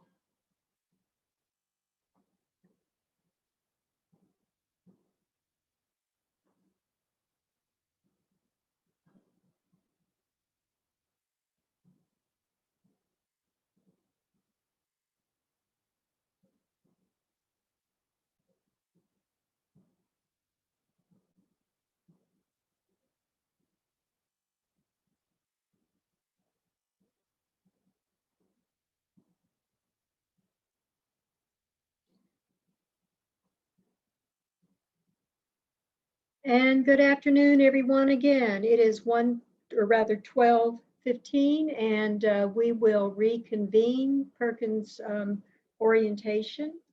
I want to thank you for joining us this afternoon. Before we begin this presentation for the basic RFA that Sherry and I will do, let me answer a question that has come in on Q&A about the Apply Texas application. We can address this very quickly. The change being made to the Apply Texas two-year college application is a simply worded question about whether an applicant fits into any of the Perkins Special Populations categories, and those are explained in simple language, and a follow-up question that asks, would you like for someone to contact you about assistance with succeeding in college or language to that effect. So it offers a student the opportunity to self-identify and to ask for outreach. It will be available in the FY22 Apply Texas to your college application beginning July 1st. And with that question answered, I will move on into this afternoon. I welcome you back and thank you for joining us for the afternoon. Sherry and I will begin this afternoon's presentations with Perkins staff's annual walkthrough of the new RFA. After that, Dwayne Hiller and Stephanie Perkins will discuss Perkins budget topics. And then we'll close the afternoon with another Q&A, further guidance and tips for Perkins directors, and a final Q&A to make sure we've answered all your questions for the day. And so, Sherry, I'll give it to you. You're muted, Sherry. Next slide, please, Stephanie. Thank you. So welcome to this review of what's new in the 2021-22 Perkins Basic for RFA. We wanted to give you an overview, and we're going to go in section by section detail, basically, about what's different from this application in 22 than it was last year when you saw it. We wanted to let you know where these changes come from, and they come from a variety of different sources. First, U.S. Department of Education and any kind of guidance concerning Perkins 5 or clarifications or changes they make. Similarly, changes, modifications, clarifications from the Federal Uniform Grant Guidance folks in Washington, D.C. And finally, we keep a running file of things that you ask us about, clarifications you'd like, and mistakes we've made. We were just talking before about a date issue potentially in the RFA. We keep a running list of those sorts of things that come from you, and we utilize all three of these sources of input to make changes to our RFA every year. Next slide, please. Thank you. So this is the kind of way we've clustered the different kinds of changes. There are a couple of major updates: special populations accountability and facility accessibility certification. There are some new emphases on existing requirements. concerning signatures, CLNA revision, target measures, just a lot of very specific stuff that we're going to go through. And good that we'll have the deck available to you so you don't have to furiously take notes. Rely on the fact you'll have the deck. And finally, some new requirements. Not a great many this year, but a couple, and we want to make sure that you know what they are. And with that, I'll turn this back over to Mindy. Okay, thank you, Sherry. And let me say to that helpful individual who told us we still have that July 9th due date for any updates to your CLNA in the RFA. I did find it. We will get that corrected with our first amendment.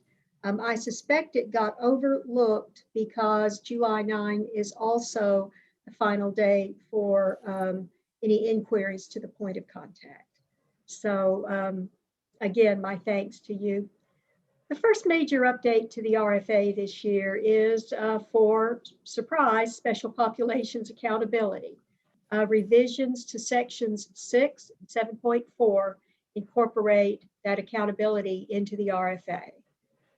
Section 6 for program purpose adds special populations performance to the RFA's, to the success measures for colleges that we state in the RFA. These two elements, ability to meet the Perkins core indicators and now progress in reducing special populations performance gaps, are how we will assess for our own purposes the success of any college's Perkins program. Section 7.4, PIEP, Performance Improvement and Evaluation Plans, adds the requirement that PIEPs for each core indicator must show how programs, activities, and key budget items support closing special populations performance gaps as relevant. Now let me stay on this point, or these words, as relevant. Just as with CLNA goals, we do not require that you add a special populations relevance to every single point you include in your PIEP. But as relevant, please point it out to us and plan to set a target measure and evaluate on that target measure so that we know that you are giving special populations performance attention as you plan and implement your programs every year. Next slide, please.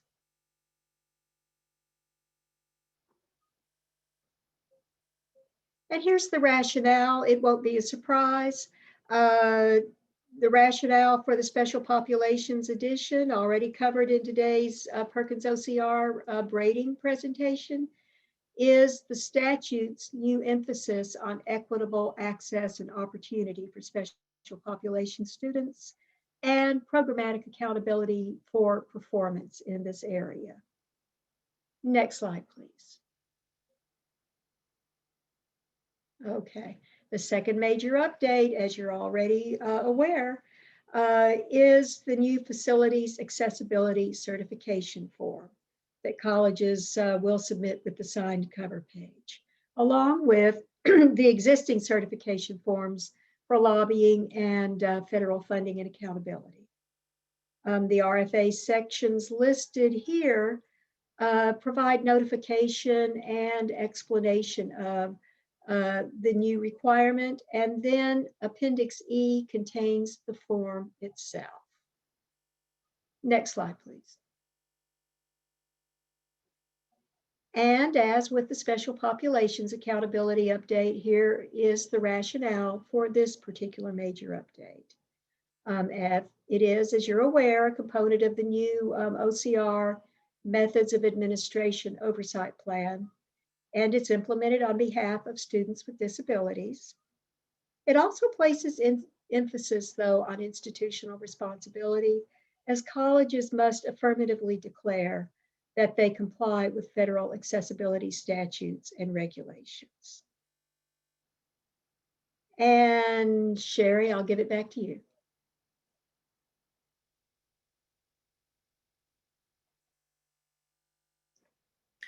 These are a few additional changes that need to be made, or that you'll notice if you are a veteran Perkins administrator. signatures and CLNA concerning CLNA revision and signatures. So first, we wanted to make sure that you know that the cover page and certification documents that you are going to be handling and getting signed can be signed in hard copy or electronically. Just want to make sure that you know that electronic signatures are allowable. The second piece is around the CLNA and the timeline. Once again, the fact that updates are optional in this upcoming season. They're due on July 1st. If you don't have any changes to your CLNA, you don't need to submit anything if you're not so inclined. And there have been no changes made to the basic CLNA guidelines or supportive materials, as we noted earlier. Those updates are going to be in summer 22, and the date for that due date and the basic application in FY 23, which is summer 22, are forthcoming. You're going to need to do data work and an update on your stakeholder consultations, as we've talked about. And the materials and updates and training that we'll do for that are, as I mentioned earlier, in this presentation day of orientation, will be within the next 6 to 10 months, actually, probably, because we want to get you ready well before summer 22. Next slide, please. A few more specifics based on the different sections of the basic RFA for 2022. You are going to be doing an evaluation plan, as you always do, but there is a new stipulation, and it's an interesting one, that says that, you know, when you put together your target measures under your PIEP, when you think about the sorts of interim things that you're going to do, those interim results should be in your plan. Don't just say you're going to, you know, by the end of the year, or at least try not to say just by the end of the year it's going to be X, Y, and Z. When it seems logical, when it seems right, put in interim measures so that we actually, as we're monitoring your reports during the year, will be able to make that evaluation of how you're moving along well before the final report is due. And that's what the sense and I think the meaning of that particular language is in 7.4.2 of the application. Under 7.5.1. Okay, so this is a pain point, and you're going to hear it again from Stephanie and Dwayne in a minute. When you put together your budgets, you have something called a grant activity title or category to assign to the cost item that you're putting down, no matter what the budget schedule really. But there's certain kinds of naming rules that we use when we think about those categories. So for example, you can only use the category instructional equipment in Schedule C for capital equipment. So you can't use instructional equipment on Schedule F, for example, which is the other category of expenditures. You shouldn't use the category other unless there truly is no other way of categorizing your cost expenditure on the budget schedule. So be very, I think, cautious about using other, because very frankly, most of these other titles that we give you, the options we give you, will work. And finally, the use of the term special populations. Here, the rule is only use it on Schedule A, because this should only refer to a position that you have instated in your institution that is directly working for special populations. It's the primary job focus of the individual who is working with Perkins funding, supporting them, their position.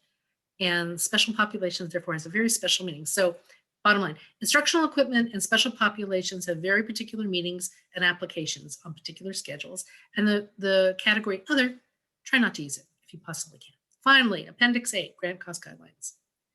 This is a big one. And we're talking about it time and again, but it's really important. When it comes to salaries, wages, and employment benefits, you used to be, before this year, you were able to put in a certification, a time certification, instead of submitting a time and effort report, or T&E report, as we sometimes call it.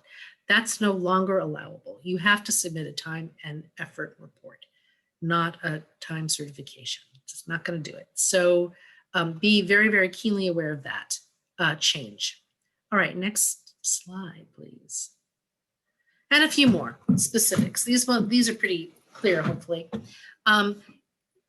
requesting cost items under Schedule D. This goes to the Made in the USA statutory requirements that have become much more clear over time. You have to give preference whenever possible to goods, products, and materials made in the USA. This is law. This is the law. And when you do contracts, that consideration, that requirement must be included. So the contracts that are actually notated as Perkins budget expenses in Schedule D have to have that made in the USA consideration. Section 7.5.7 around operating expenses, services, and books. These are new cost thresholds. So as of now, and forthcoming until these things are changed again, the threshold for student support services cost breakouts, meaning not having to specify all the details under student support services, is now at $12,000 or above. So you can basically cluster student support services activities on your budget schedules as long as they're $12,000 or under.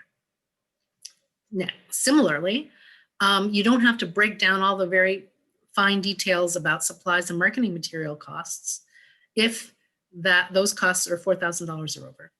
So, I mean, $4,000 or over, yes. I think I'm saying that right. Am I saying that right, Mindy? I believe I am. If it's $4,000 or under, I mean, is what I really mean, I think. Mm-hmm. So if you have, yeah, go ahead, Mindy, you were about to say, clarify my. If it's $4,001, please break it out. Otherwise, break it out. Exactly. Right. But if it's $4,000 and under, you don't need to. You don't need to. So those are considerable changes in terms of the way you compose your budget schedules, and hopefully will be helpful. Well, finally, and we hope they'll be. Let me just interject. Sure, we hope this will be helpful because they were previously about half this much.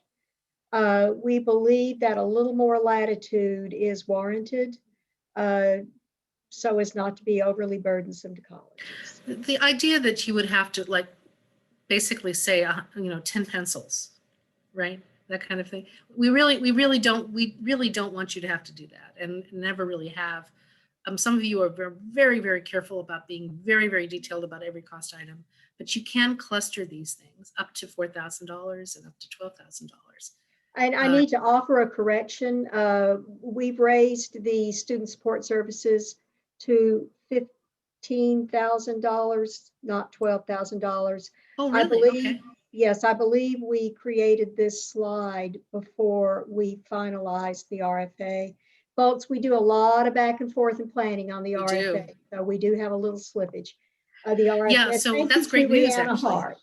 That's great news. $15,000 or less, you don't have to itemize is basically the way to think about it. Right. And that's really awesome. But that really reflects, Mindy, what we were saying before. We get all these different kinds of inputs and guidance, and they come at different times. So we try very hard to keep them up to date. But that's really great news. Similarly, something that we were trying to be to be a little bit responsive to is the first quarterly expenditure report in this forthcoming year is going to be in the first week in January. Instead of previously, I believe it was in late December, which is not very convenient to people. It was during winter break. So we've moved that date along to January 7th. Next slide, please, Stephanie.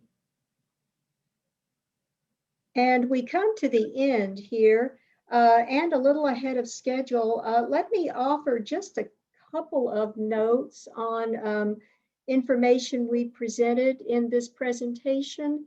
I want to point out that, and let me get back to it so that I don't misstate.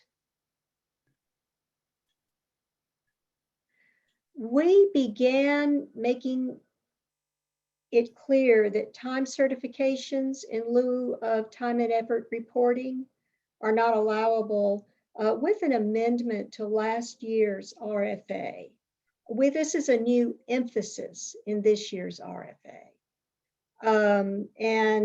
We continue to announce this wherever we have the opportunity, because for years and years, it was an allowable documentation of your time. I want to acknowledge as well that somehow Instructional equipment became available as a Schedule F grant activity title last year for some period of time. We have not been able to determine how that happened. It is no longer possible, but we did want to make sure you know that that designation does still remain with capital equipment. So this really isn't a change, just an affirmation that things are the same as they ever were, despite that glitch in Portal this past year. And that said, we are a little bit ahead of time here. We will be happy to answer any questions you may have. I see several here in Q&A before we move on to the next presentation. Dwayne? Okay, yeah, the first question, and I'm not sure if we talked about it yet, but so when are the cover page and certification documents due for submission? July 23rd. Yeah, a lot of these things are going to be covered in these future presentations too. So there's going to be a lot of redundant information because we wanted to make sure that we talked about everything very thoroughly. Okay, and we have a couple of questions about the, and I guess I want to clarify or ask you to clarify. We call it Made in USA, but I think the official phrase is America First or Buy America First. Is that correct? Something And like, yeah. And so the Buy America First is a federal requirement that you justify purchasing anything from a foreign country only if there's no American alternative, or there's no alternative that was made in America, or the alternative that is made in America is insufficient for your needs. So question came up, what if this Made in USA or Buy America First, what if it is not congruent with college policy? And now we're talking about college policy and federal requirements. Federal requirements always supersede local policy unless local policy is more stringent than federal requirements. If you require, for example, as a college that everything be made in Texas, that is more stringent and you may hew to that locally. When it's a matter of college policy conflicting more liberally with federal requirements, though, I'm afraid you must abide by federal requirements. And we might also need, like I mentioned, we might also need some clarification on, again, the Buy America law states that if there is a more cost-effective alternative, and the question comes up is which guideline supersedes the other when it comes to prudent costs versus Made in America or Made in USA? We haven't studied this. We will confirm, but I'm going to say that as I read the language of that requirement, I believe you have latitude to go with a more prudent cost. You must give preference. You are not absolutely required to buy a product that is made in the USA. You must show every effort to have made so through your procurement documentation if you buy a product made outside the United States. Yeah, if I remember correctly from our last Brustein training, it just has to be heavily documented that you went through the proper steps to try to buy in the USA, but it made sense to purchase outside due to cost efficiency. But we'll do research. I had it notated, Mindy. Sure. So of course, as you already do, document your procurements. Okay, along this line of questioning, and I think we kind of touched on it, but is it okay to purchase from a domestic supplier who happens to source items internationally? And again, we're dealing with a new requirement here, and it's new to the RFA. We don't have long background in this. Your domestic supplier is your domestic supplier. We are not going to come in and audit for where your domestic supplier's products were made. And I think there was one exception made, and it was a presidential order or executive order that certain, we might want to follow up with this, but certain Okay, telecommunications equipment Yes, yes. from yes. certain Let's countries. follow through on that then and confirm to colleges. Thank you, Dwayne. You're right on that. Okay, and now talking more about budget items and special populations. So how would you categorize special populations student support activities such as childcare support that is listed on Schedule F? And I think the statement was that special populations can only be listed on Schedule A. No, sorry for that misunderstanding. If they're listed on Schedule A, they should be listed with positions that deal primarily with special populations as the main focus of that position's job. On Schedule F, they go where they always go with your support to special population students. Okay, and a couple of questions or clarifications on Schedule C, capital equipment. So capital equipment is instructional equipment. Well, let me just bring up the question. If instructional equipment is less than 5,000, does it go on capital equipment? Stephanie, do you So- want to take that one? And I guess I mean instructional equipment less than 5,000, so it would be on Schedule F. Yeah, Would it yeah. go So unless your college has a more stringent capitalization policy, which you should notify us of, then anything under $5,000 would go on Schedule F, and you can't use the instructional equipment activity title. You would use upgrade curriculum, which would be most aligned with that, or you could use other if you feel like upgrade curriculum is not applicable.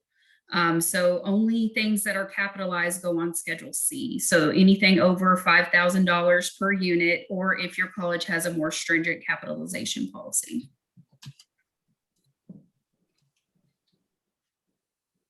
Okay, and moving on to the time and effort, based on the adjusted time on task requirement added in this year's RFA.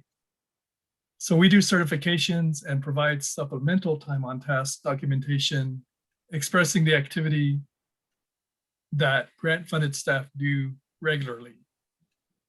And will this suffice for this coming FY22 grant? Let me take this and I'll ask Stephanie to jump in and add any information she can provide. If you're doing both time certifications and documenting actual time on task on the part of Perkins funded staff, and you keep that time on task documentation on record for review if you're asked to show it to us, you're in compliance. You are doing what we ask you to do, and on top of that, you are doing time certifications. They must be an official record of the college. They must be available for review. In other words, you must maintain this as one of your control items. Can you add to that, Stephanie? Yeah, I mean, this goes to the notion that, the coordinating board does not supply samples of time and effort records or has any notion to tell you what your time and effort documentation looks like. What we do is when we do risk assessment and we ask for examples of time and effort documentation, and you turn in certifications that do not show time on task, time and effort logs, and you turn in certifications that certify that a person's time is, you're just signing off that they spent 35% or 100% of time, that is not allowable. So if the college is utilizing some sort of system that is, a supervisor is signing off and you have a supplemental documentation behind that, where they are recording time on task, that's completely allowable. However, the college is doing that, that is just fine.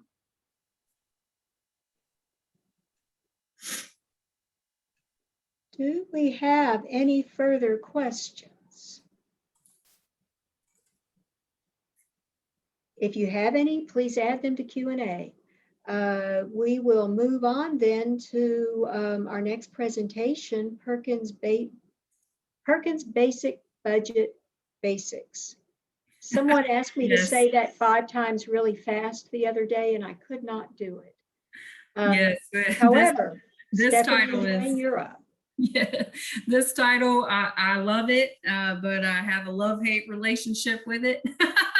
So Dwayne and I are going to jump into this. Dwayne is going to open us up, but I do want to say, as we've mentioned, you're going to see a lot of redundancy here, and we do this on purpose. We really like for you guys to hear this information, for it to stick. You know, getting into these logistics of budget, it's complicated. We know that we have new project directors in here. So if you're hearing this for the umpteenth amount of time or for a repeated amount of time today, we apologize. But, you know, we want to make sure that this information is heard today. So please bear with us. And of course, if you have any questions, put those in the Q&A and we'll get them answered for you. Okay. All right, Dwayne, you can get us started. Okay, so we'll go over, now we're going to go over some information about the grant budget itself. Just an overview, section 7.5 of the RFA describes what is required to be included in the budget and things it includes, kind of summarizing here. It must include an identification of the prioritized CLNA goals that are being addressed by the budget item, if there are any. And this is as we've described in previous session. The cost items must be identified in the performance improvement or evaluation plan. The items that meet the goals and objectives of Perkins 5, again, as we've discussed earlier.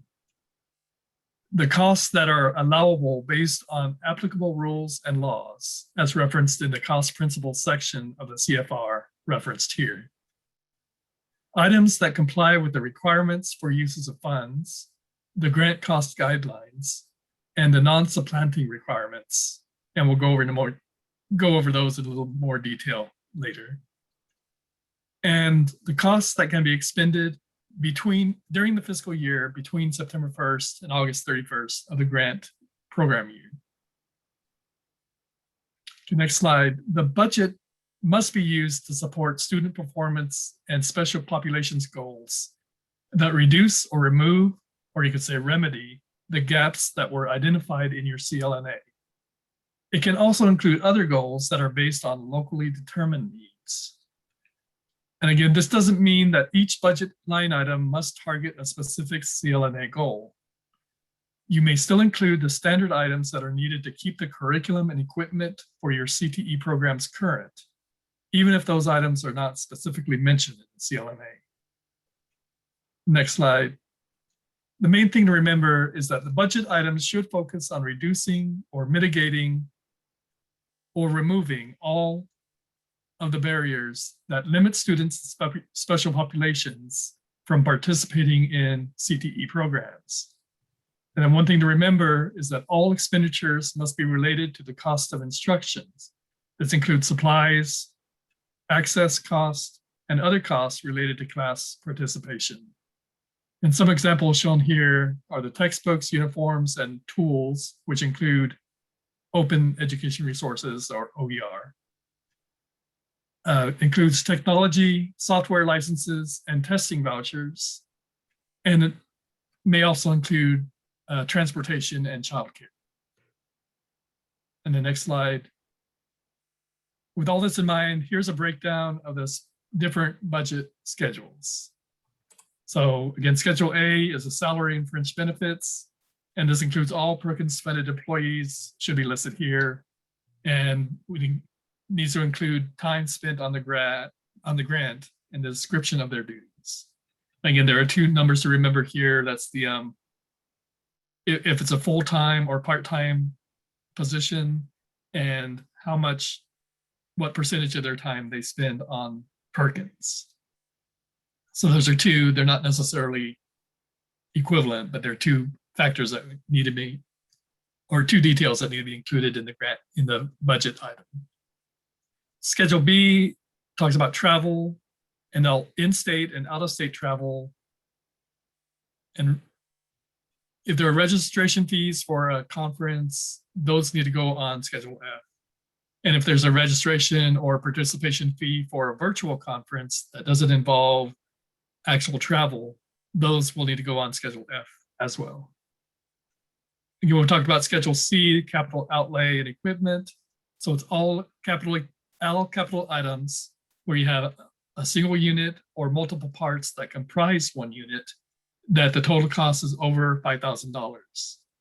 Again, we mentioned if the college has a more stringent requirement, then that requirement will be in place. For example, if you capitalize equipment at $3,000, then anything above $3,000 would need to be on Schedule C. Okay, next, have Schedule D, which is consultants and service contracts. Again, with all the requirements for those. Again, these are any work that is done by a person or company or someone that is not an employee of the college. And Schedule E is subgrants, which are not permitted in Perkins, and that's why that one is skipped. And Schedule F is operating expenses. This is usually the largest budget schedule. And on the next slide, we're going to explain more about unit cost breakouts, as we were talking about before. And Schedule G is the administration or indirect costs. And we'll talk about that a little bit more later also. And now I think I'll hand it over to Stephanie to continue. Okay, so we'll talk a little bit about formatting budget lines. So bundling conference registration, line item savings, overages, supplies, or marketing outreach into one line is permitted. Marketing and supplies, consumables budgeted over $4,000, which as mentioned is a new threshold in FY22, must have a unit cost breakout. This can be found in 7.57 of the RFA. And then student support costs budget over $15,000, that new threshold again, must have a unit cost breakout. Grant activity titles, and we kind of talked about this in unpacking the RFA. So it's important that you remember that, of course, you have to identify these in schedules A through F. The other category is to be used very lightly and to be used only when a cost doesn't fit neatly into another category. The use of special populations is only to be used when the person, the activity, the equipment, etc., will only be utilized by special population students. And the instructional equipment grant activity should only be used on Schedule C. So just some miscellaneous budget items. Schedule C cannot exceed its budgeted amount on expenditure reports. A formal amendment must be done in the portal to increase and decrease this schedule. So anytime your expenditure report is reopened for correction for Schedule C, it's because it's gone over its budgeted amount. Schedules A through F, excluding C, can be changed through an email notification to the college's coordinating board Perkins designated grant advisor if the changes do not cumulatively exceed the allocated total amount of the grant by 10%. So now we're going to move into some very specific sections of the RFA as it concerns some of the budget schedules. So now we're going to talk about Schedule G, the administrative indirect cost. There was some language put into Schedule G in the RFA that will be amended in the first amendment. So it's important to know that colleges can change this budget or any budget for that matter through email notification or a formal amendment. What that language was intended to say was that a college shall not report an amount on expenditure reports if any budget has a $0 budgeted amount. We particularly see this on Schedule G in the past. So colleges do not put an amount on Schedule G, say in the initial application, but towards the end of the grant year, they begin to report administrative costs on expenditure reports with a $0 budget amount there. Those expenditure reports will no longer be approved. You will need to either send an email notification to add an amount onto that budget, or do an amendment and add an amount to Schedule G, or any other budget for that matter. If there's a $0 budget amount there, an expenditure report will not be approved with an expenditure there. So that's what that language intended to say, and the RFA will be amended as such. So in the RFA in section 10.4 program income, we've never really talked about program income, but we've had a lot of inquiry about this in this last fiscal year. So we wanted to bring attention to this now. Currently, right now in the RFA, there's some pretty stringent requirements around program income, and we will be having an amendment come up to revise the language around program income. But we wanted to point out some pretty important notes about program income. So an awarded applicant may generate program income in the operation of projects directly supported by federal funds administered by the coordinating board. In no case, however, may such income be generated from fees or charges to any person or institution that is intended to be a third-party beneficiary of such projects. And what this means, and some examples I've provided here, is basically cosmetology students cannot be charged for cosmetology services, or massage therapy students cannot be charged for massage therapy services. So if you have programs, CT programs at your institution that charges for services to the community at large, you cannot charge those services for students who benefit from those services, who are students in that program. So that's the first thing we want to note about program income. Secondly, awarded applicant shall establish budget and accounting controls for such program income that is separate from the project proper. This accounting shall demonstrate that the program income is being used to further the objectives of the related project. So local accounting controls should be in place that show the flow of income, in example, into the CT program and back into a CT program in the form of a CTE allowable cost, student supports, supplies, program cost, equipment, etc. Program income may not be placed into a college's general revenue. As I mentioned, section 10.4 will be amended to remove the requirement of reporting program income in the biannual and final report. It is very important to note, though, that we, at any time, we can ask colleges to produce documentation that there is an internal process in place that shows that income generated from program income is being used in CT programs for allowable cost and not being placed into the college's general revenues. So while we're not going to, make it onerous on colleges to report program income in the biannual or final report, we could at any point ask to colleges to provide documentation showing that there is some sort of accounting control in place that's outside of the project proper, that's showing that the income generated through program income that's coming into the college is coming back into Perkins programs and not into the college's general revenue, and that it is being used in some form or fashion via means of a Perkins allowable cost. And that can come in student support, supplies, program cost, equipment. So if you have questions about this, please reach out to your designated Perkins grant advisor with the coordinating board, and we'll be happy to answer your questions about program income. Okay, the RFA, let's talk about Appendix L, time and effort. We've really touched base on this already, but we're gonna talk about it again. As mentioned, certifications for 100% FTE staff are no longer allowed. Time and effort reports must document staff's specific time on task in detail, even if a staff is 100% FT Perkins funded. Grant employees must show that time on task is CTE related for allowability. Additionally, grant employees' recorded effort must align with Schedule A listed and approved job duties. So I have a specific example here. So for instance, when we receive desk review documentations, we are given the lovely pleasure of reviewing time and effort documentation.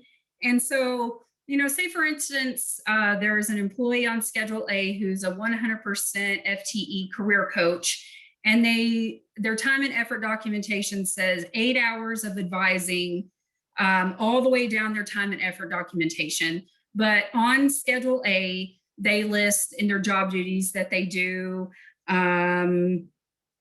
say, advising students, they do degree audits, they do career fairs.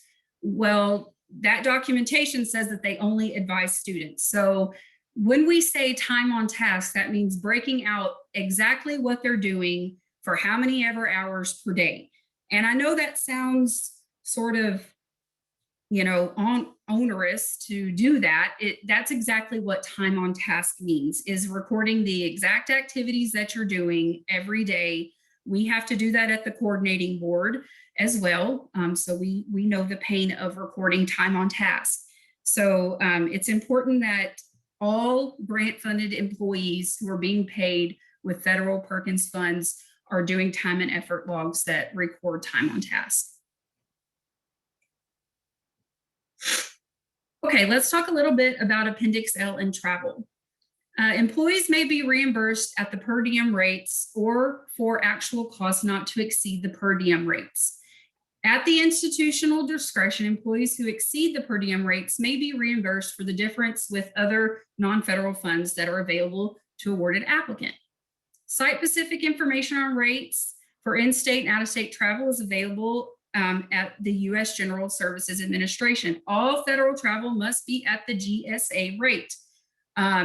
This information comes from, again, desk reviews and looking at travel documentation and seeing that, some folks do not look at GSA rate when their federally paid employees are traveling. So it's really important that you're making sure that GSA rate is paid attention to. And of course, one of the most commonly found unallowable travel costs found on desk reviews are tips. Say perhaps the local college policy allows for folks to pay for tips. Well, if you're traveling on federal funds, that's an unallowable cost. Receipts are not required to be collected, but they are actually encouraged for verification purposes. When we travel with the coordinating board, we're required to bring our receipts back with us for verification purposes as federal travelers, just so that it can be verified that tips, gratuities, alcohol, all those unallowable costs are not being paid for with federal funds. So kind of keep that in mind as you think about your own travel policies within your local institutions.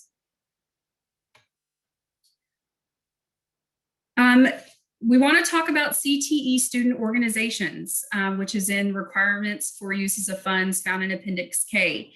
This is a new Perkins 5 emphasis. So support for CTE student organizations is a new student support cost in Perkins 5. Support is for career and technical student organizations, including student preparation for and participation in technical skills competitions aligned with career and technical education program standards and curricula.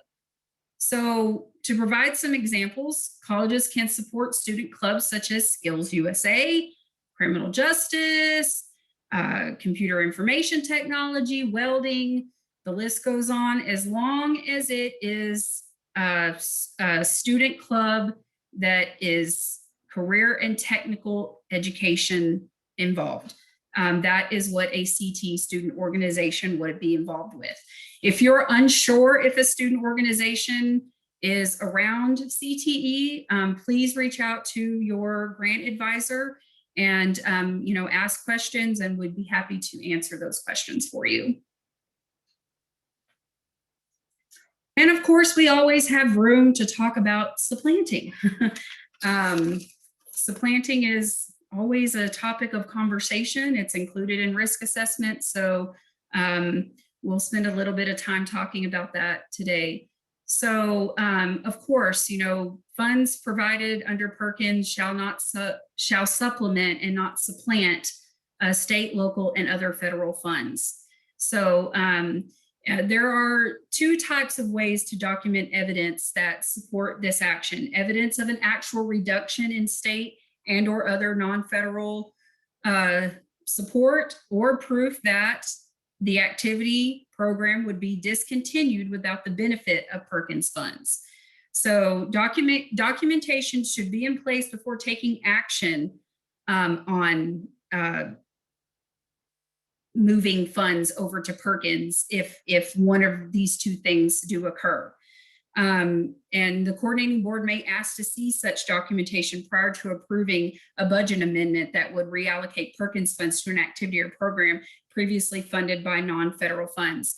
And those that language can be found in Appendix M of the RFA. Okay, so now we have time for Q&A over unpacking the RFA and this budget presentation. And I think, let's see here. Yeah, I've been monitoring them, Stephanie. I can sort of clump them for you. Awesome. We have two questions concerning T&E reports. Okay. One is kind of a specific one and the other one's more generic. So the first one is if we have a position that's 100% Perkins funded and the employees are submitting T&E forms, do they also need to submit the supplemental time on task log? And so what is the response for that question? Hang on just a second. I believe I'm going to start. Your time on task log can include your T&E form can include time and task information, and putting those two things together is actually really a best practice, we think. Yeah, so say for instance, if you're submitting it to the coordinating board for desk review, you're going to have to submit that to us because that's what we need to see. We have to see that time on task. We have to see the full time and effort log. You should be, if at your local institution, you need to be submitting what's required of your local institution. So Mindy, can you add to that? Well, I'd like to add to it only to say that, yes, I think this particular question asks a semantics question in a way, T&E versus time on task documentation. Yes, we just need to know how an individual employee funded with Perkins spends that part of work time, what tasks they're spent on. Now, what I would like to do as well, if you will give me a couple of minutes, Sherry and I'm sorry, Dwayne and Stephanie, is this. Let me just give you an example of how I document my time. We all do this at the coordinating board. The majority of my time is funded from Perkins administration. I don't break down my time by the 15 minutes or any detail of that level. What I do, though, is break out my work hours between, say, Perkins administration, general CTE administration, routine meetings in those categories, and any special meetings or webinars I might break out individually. And I provide examples within those timeframes. If I've spent, for example, 3 hours out of a day on Perkins administration, I may make a note that I approved amendments, responded to questions, reviewed documents, such things as that. I don't need to provide by the every 10, 15 minutes or half hour breakout of my time. This is something I've had, and all of our staff, all Perkins staff, kind of follow this methodology. If we spend some time on something that is not Perkins, it's paid out of another component of our salary. We also, document that and use an appropriate agency code for that time. The way we do this has been signed off on within the agency, and we're in compliance. Now, I hope that maybe lowers the sense of pressure you may feel. While you can't submit time certification that simply certifies that 100% or whatever of your time was spent on Perkins, you can break your time out more generally in blocks like that with brief examples of what you did during those blocks. And I hope that helps. We have a bunch of more questions around T&E, so let me go through them. One quick one: do we know? Can we give the citation of the regulation or policy that indicates time on task or time and effort is required for Perkins Basic? Yes, but not from memory. We'll Okay. have to include that in the after webinar response. Sure. And we have two questions concerning time and effort documentation for stipends. One is sort of a generic question: do we have to document time on task for stipends? And the second one, a little bit more involved, so I'll read it to you. If we provide a stipend to faculty to work on a grant activity for a percentage of time, and we have a formula to calculate how many hours that's based on, the number of hours they're required to work as full-time faculty, do they need to show documentation of the 100% of their time, or would documenting just the numbers of hours equivalent to their percentage of time on grant funding suffice? Can they keep a separate calendar to document that activity versus sharing their full calendar? Let me take a stab at this, and Stephanie, jump in afterward with any detail you can provide. First, faculty paid with stipends must be paid for time spent over and above their regular service hours. So it's on their personal time that they do work funded by stipends. Second, do they have to document that time? Yes, there should be a record of what they accomplished during their stipended time. If that doesn't respond fully to the question, or if you can add, Stephanie, please do so. No, that answers the question fully. So again, a couple of more questions on TE. In order to assist institutions to ensure requirements are met, can THECB provide a time on task template which meets Perkins requirements? It would not be consistent with your own institution's time and effort or time certification documents.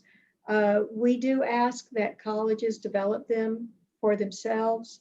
If you're uncertain that yours follows T&E documentation requirements, we'll be happy to review it for you. But we don't provide accounting forms and time and effort forms to colleges. So we have two more specifics. The answer we give may be the same, but I'm going to say them anyway. One, for time on tasks, we allow 15 to 30-minute gaps with the understanding for transitioning from one task to another. And is that okay? Is that what 100% accounting means? Well, yes. All of us have to transition between tasks. All of us have to get up and go do something that's not work while we're working. These little transitional moments or stop out moments can be enfolded into your general hours on a given task, right, or between tasks. And again, that comes down to, we don't need this documented down to the 15 minutes or anything. Right. So should employees be documenting approved leave as well as they're going through all of this for full-time staff? I think the answer to that is yes. Yes. Yes, they should. Yeah. Yeah. You should have a local code for that. Right. And do hourly tutors who only work with tutoring CTE students in a particular subject area have to provide a time on task report? And I think the answer is yes, they do. Yes, they do. Because oftentimes we find that tutors, after we review time and effort logs, we're tutoring folks outside of CTE. Right. And so this is a really great question. Is time on task and time and effort documentation only for Perkins Basic, or is it also for leadership or other foundation grants? We don't audit Perkins leadership grants the way we do Perkins basic grants, but they are subject to the same accounting controls, asset controls, and documentation of records to produce on request by an auditor or by coordinating board staff. So the answer is yes, you must make sure you got your time documented. Will we come, every year and do a risk assessment on your leadership grant? No. But you must have adequate controls in place to ensure that Perkins funds are used for the purposes stated in the contract and not other purposes. Similar and very nuanced question here. I'm going to read it. Our college policy always wants us to include, quote, other duties assigned by the supervisor, unquote. For a 100% Carl Perkins grant position, how much leeway can the supervisor assign to the individual outside his or her job duties? I would say that if other duties assigned by supervisor are not Perkins duties and you're funded 100% by Perkins funds, this needs to be documented and compensated without using Perkins funds. You may also amend your application to reduce that person's Perkins funding. It could be an audit finding if a 100% Perkins funded staff member spent, enough time on other duties to take away from, Perkins work. Now, if you're doing 20 minutes of, would you look this document over? That's not the same as developing a report. So keep some proportionality there. Yeah, that becomes incidental. A confirming question, time on task is not referred to specifically in the leadership RFA, is it? And I think the answer is that's true. That's correct. Okay. Now we have a series of questions. Oh, well, there's one more question. We're trying to get through the T&E, and we'll do one more. Should a log include the time and the degree audit, like the purpose? Or is it okay to say sort of just like they were actually literally asking a question about the format? And I think our answer is, as we said earlier, this one's on you. This one's up to you all. Like the ordering of the way you set up your T&E statement, whether you put time first and task after that, or task first and time. So I don't think that we have any prescription. We don't. I would say in response to that I myself documented in terms of hours.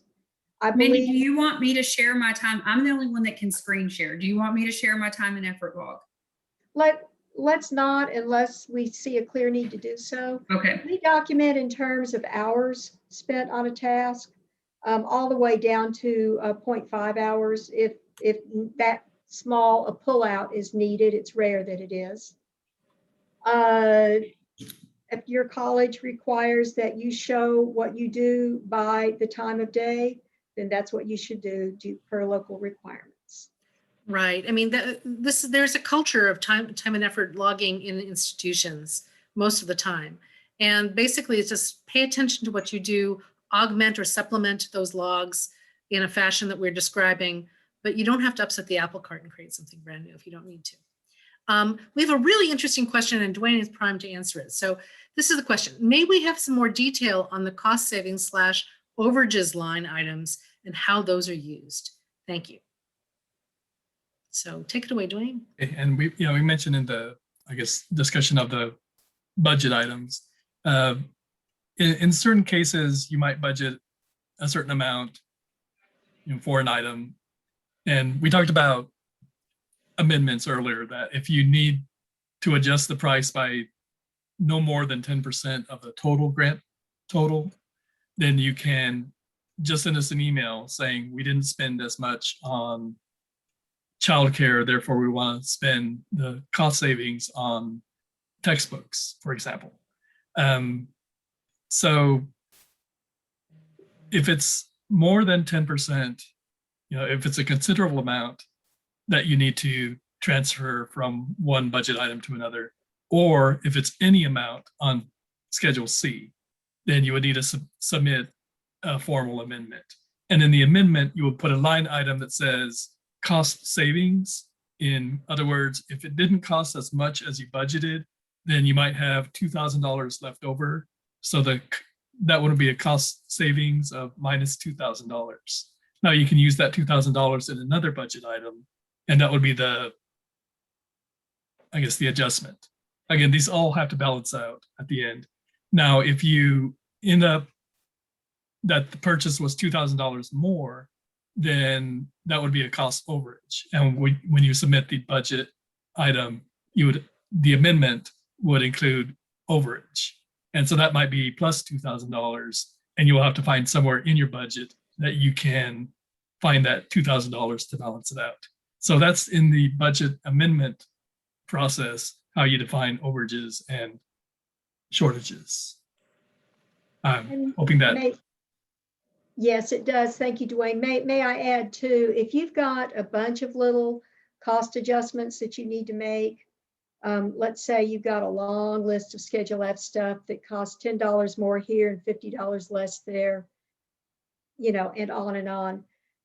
You may create a line item that says cost savings or cost adjustments for budgeted equipment purchases, and make one line instead of 10 or more for small amounts.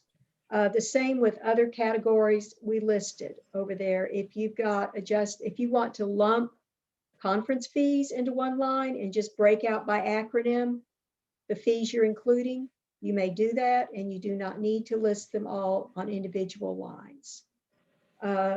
Same with marketing materials. So that's another latitude. So now we have a series of questions that are about allowable costs. And and also a couple about process around allowable costs. We talked about tutoring. So is that classified as an individual support service, which would restrict it under the grant to members of special populations? Tutoring is not restricted to special populations. It's considered an instructional cost and can be a support to all CTE students. Sure. What do we recommend for dealing with tips? A separate transaction, a different card, cash? Do we have any kind of guidance? Well, tips are unallowable. So if you're gonna tip, you don't use federal funds. So if you're gonna leave a tip, then the local college accounting has to reimburse you without using the federal GL line or however they want to handle that. So you could say you're using a card that like a PR card or something like that, that is used for federal travel. You could tip with cash. That way, when you turn in your receipt, it didn't have that gratuity on there. It's really up to your local policies how that's handled. And I've seen some cases where, and again, up to your policy. I've seen some cases where you've turned in a receipt and it includes the tip. The tip amount is circled and there's a note saying not paid by with federal funds. Yeah. And then in the reconciliation, want to make sure that the total for that meal was the total amount without the tip. And that's why receipts are collected for us, because it's very clearly notated that tips were not included in reimbursed costs. Okay, so here we go to some allowable cost items. I think they're good questions. In support of retention and placement, can we provide clothing to students for potential interviews if they are special populations? How I wish that you could. We have had this clarified for us by Department of Education. Special populations student expenditures must be to support instruction. Car repairs, interview clothing, rent assistance, while those may smooth the path and even really make a difference, they simply are not fundable from this particular funding source. And we have no latitude on that. Yeah, unfortunate. We regret that, but it is what it is. I think this is an interesting one too, and it's a common question we've had over the years. If we decide to pay for welding test fees for students, as long as there are special populations and documentation is collected, is that okay? Yes. Yes, ma'am or sir. Yes. Yay, right? Because that is directly about instruction and moving toward a degree. Is a per diem rate allowed for meals? Yes. Either at the GSA rate, or if the college has a more stringent per diem rate, either is allowed. Okay, however, note that the RFA does say that you must be able to document actual costs. Yes. You don't have to provide us with receipts, but you must have a way of documenting that the per diem is the actual cost expended and all costs were allowable. Yes. And you must produce that documentation upon request. And so with the last sort of a response, a kind of a thoughtful one, I think we know the answer. There's a request made that we pull these orientation questions and add the responses and send them back to folks. Well, I can say yes, Q&A responses can be extracted from Zoom. The questions that we've answered live will be recorded. So when you're listening to the recording, you will have our live questions answered. And if any have been answered via the Q&A function, those would come out in that transcript. So we will review the Q&A transcript and make sure that it came out sufficiently and accurately, and discuss whether we will disseminate that information. And we regularly develop a FAQ, frequently asked questions list, from either from email or person-to-person questions we've got. And so these we will pull out, when we're developing that, we will pull out specific questions from this orientation to include in that FAQ. Yes, That's we all we will be have for following questions. up. I'm sorry. Oh, wait, I'm I'm sorry, sorry, we may have Sherry. another one. 1 second. Can you, we have one more question. I thought we were done. Could you provide us with some examples of some non-receipt documentation for per diem meals? I can't provide specific examples. That would be a local decision. You must be able to document that costs were paid per actual expenditures. How you do that locally is per college policy. But you must be able to document actual expenses. Okay, folks, we're at 1:30 and we don't have any current Q&A questions. So we will move on then to our next presentation, which is further guidance and tips. This is kind of a grab bag category, but it is based on questions we receive. So I will let Stephanie take that. We will have wrap up Q&A before we close the day. Thank you.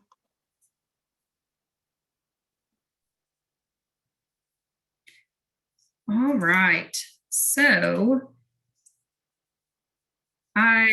we decided to put together this presentation as a way to kind of have a way to talk about how to avoid reopenings and just different kinds of things that kind of come up throughout the program year, things that we hear from institutions, questions that we often get, and to share with new project directors.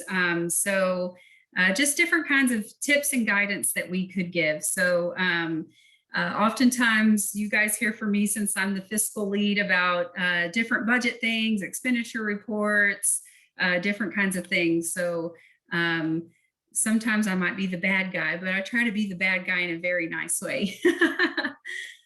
So let's talk about how to avoid reopenings. And some of the things we're going to go through is signing appropriate documents, incorporating the CLNA in the local application and in your performance improvement and evaluation plan, and the budget sheets, performance improvement and evaluation plan, some specifics on that thing, amendments and budgets. So signing appropriate documents. So all documents must, I hit the wrong button. All documents must be signed by appropriate parties to avoid delays in NOGA issuance. So all documents are due by 5 p.m. on July 23rd, 2021 to the Perkins email address. So that's really important to note. Please do not send any of the RFA documents that require signature to your designated grant advisor. You can, of course, copy them on that email if you'd like. I know that some of my grants that I advise will copy me on that email, or they'll send an email to me letting me know that they submitted those documents to the Perkins email address. That's perfectly okay, but please do make sure that those documents are sent directly to the Perkins email address. One note about digital signatures is you want to make sure that your institution does not use a digital signature that locks the document. We did have some issues with that last year. Sometimes the Adobe feature will lock the document and it can't be signed by coordinating board staff. So you want to make sure that doesn't happen. So be wary of that whenever you're doing that. This just lists the required documents that that need signature in the RFA. We've already gone over these. So of course, this is something that you've heard over and over again today. As a reminder, the CLNA must be cited throughout the Perkins Basic application. That includes your narrative, your summary, your local application, the performance improvement and evaluation plan, the budget sheets. It's important to note that it doesn't have to be tied to every part of the budget sheet. You don't have to provide references in every single thing. But one thing that is important to note is that CLNA references should be referenced in budget lines that match with gaps identified in the CLNA and places references in that are referenced in the PIEP. So if you reference the CLNA in the PIEP and there's going to be a reference in the budget line, say it's equipment or something like that, or a student support cost, we should be able to tie those two things together. So let's talk about the performance improvement and evaluation plan specifically. It's really important to note that activities and strategies that extend the full length of the grant period should be divided into sub-activities and sub-strategies that will show the awarded applicants incremental progress in completing the larger activity and strategy. So if you have an activity that says that it's going to be something that's through the fall and the spring or summer, so it's from 9/1/2021 to 5/2022, you have to have something in that timeline that shows incremental progress.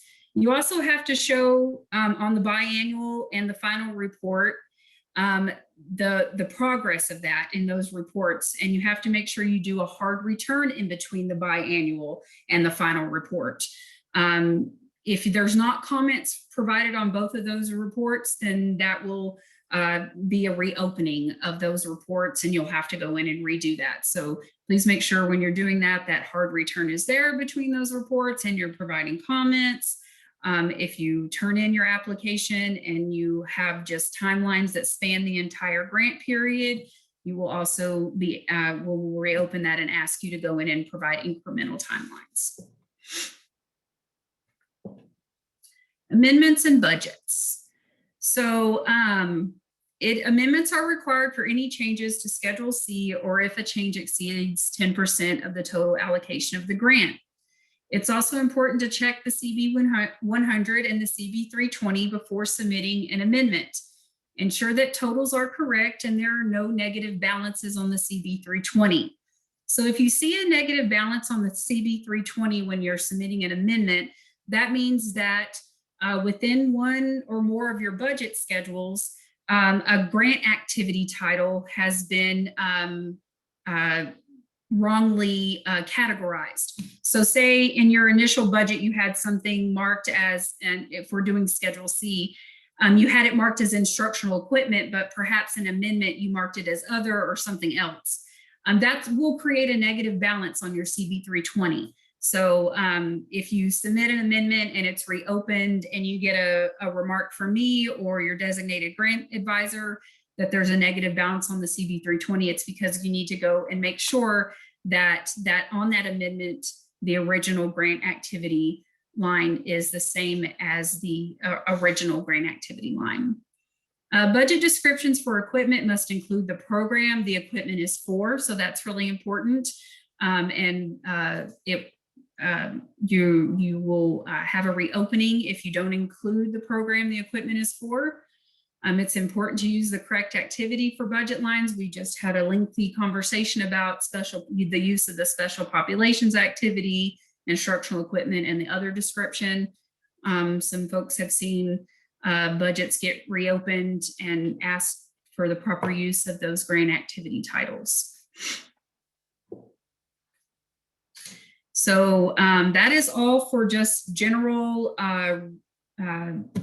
reasons why we do reopenings for expenditure reports and or budgets or your applications reports. So here we'll move into our final Q&A. So if I could ask everybody to hop back on camera and unmute yourselves. And if you have any questions from the overall day that have come up or from what we just talked about, now is the time to ask those questions.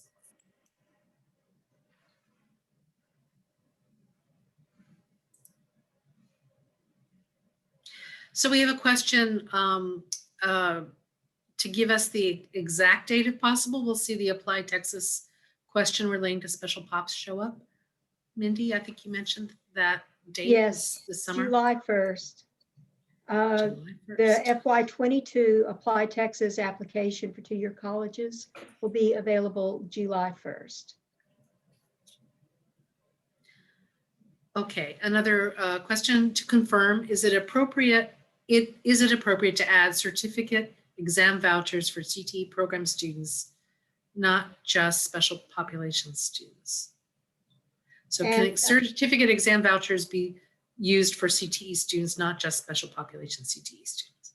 Individual services to students, supportive services are specific to special population students. Department of Ed has clarified that for us, and I will emphasize again that the only latitude in Perkins 5 for support direct to students that did not exist in Perkins 4 is support for CTE student organization costs, a field trip or transportation to a competition, for example. I'd like to add a comment to what I was speaking about as far as the performance improvement and evaluation plan. Even if nothing happened within that activity time frame on the biannual or the final report, if the time frame occurred within that report, within that quarter, you have to add a comment. If you don't add a comment, that will suffice a reopening, and we'll ask you to go add a comment.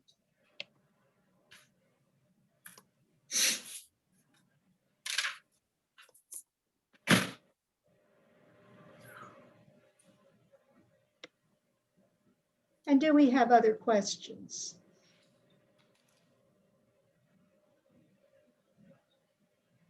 Okay. If we do not, I will. Actually, we do. Oh, Dwayne, do you good. want to take it away? This is actually your assignment. I didn't mean to sidestep Sure. over you. Well, look, since tutors assist all CTE students, should we use the other category?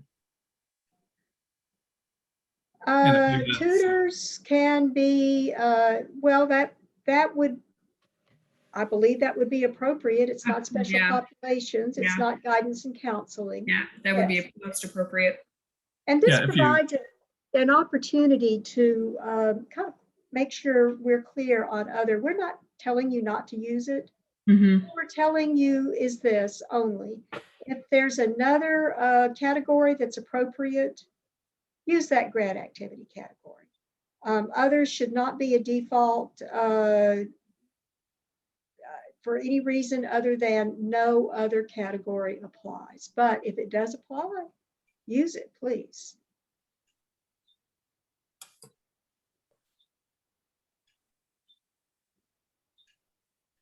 okay, that's all the questions we have so far. If we have more, we can take them as they come in. I'd like to spend a few minutes with Perkins staff and with my colleagues in the field, kind of summarizing areas you would like for us to follow up on. Now, I haven't been taking notes today. I believe Stephanie has taken those notes. But just to confirm and chime in the Q&A if there's more, we will follow up and confirm with you what special population services support may be provided to students, if any, in the lead up to their entering their CTE program, in other words, their pre-CTE, and whether or not you may extend those services to students as they go on through an applied baccalaureate program directly from a 2-year CTE program. We will follow up with citations for the time and effort requirements. What else do we have, Stephanie?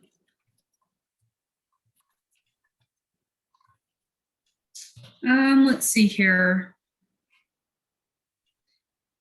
Those are really the main things that were documented. A lot of the questions got answered in follow up after we did some homework in the background. Okay, okay. Is there anything else that we need to follow up with that you can ask us about at this time?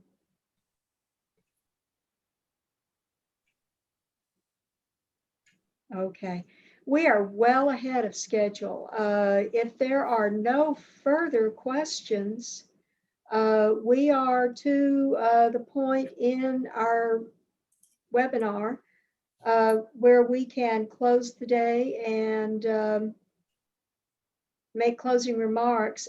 We are ending early, and I do not find Dr. Jackson responding to an IM I've sent her. I believe it's possible that she is in a meeting right now. No, I think I spoke with her earlier and she was transitioning from the office to home, I believe. I see, then she is en route. Okay. Yeah. We will respect that then.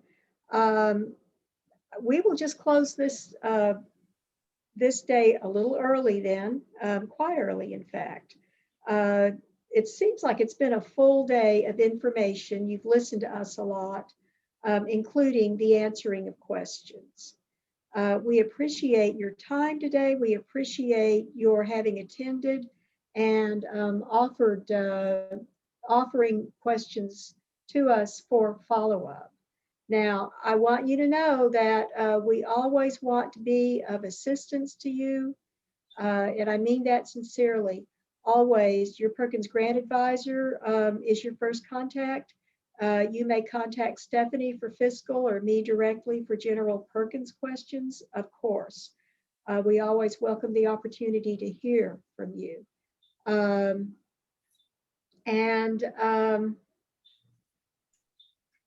I would like to give each of my colleagues the opportunity to say thank you or to make any further statements or clarifications. But I will close this day or my comments by saying just thank you, and we appreciate again your time today. Okay, it looks like, I was just about to say, before we go, it looks like Dr. Jackson has arrived. Oh, excellent. Dr. Jackson, we are going to very shortly turn this day over to you for closing remarks. Stephanie, Dwayne, Sherry, anything else you'd like to add before we close out? No, I think all of this is by way of saying welcome to Perkins World. For those of you who are new to Perkins Administration and Management, we're here to help you, and we're eager to do so. Yes, indeed. Dr. Jackson. Hello, colleagues. Well, I'll just echo everything that everyone has already said and say thank you so much for attending. You know, as we begin to transition, I mentioned this earlier, back into the buildings, into our offices, let's remember that we are moving forward together, and we are taking what we've learned during this season, the silver linings that we've learned, how to use our time better, how to really be online and really help one another from a distance, co-creating together with our industry partners and continuing to find ways that we can fast track students, stack these credentials that are essential and high value workforce demand areas, and just continue to do things that will really lead us towards getting more of our students the skills they need to be able to take care of themselves and their families. Thank you so much for joining us. And I look forward to continuing this conversation as we move forward together and plan for the summer professional development opportunities that you will find out about, and also for the fall. Thanks so much. Thank you, everybody.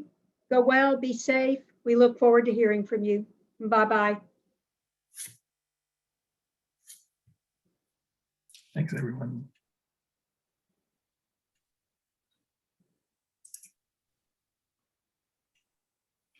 We have some follow-up questions in Q&A that we'll need to make sure we document. I don't know how to respond to our anonymous attendee.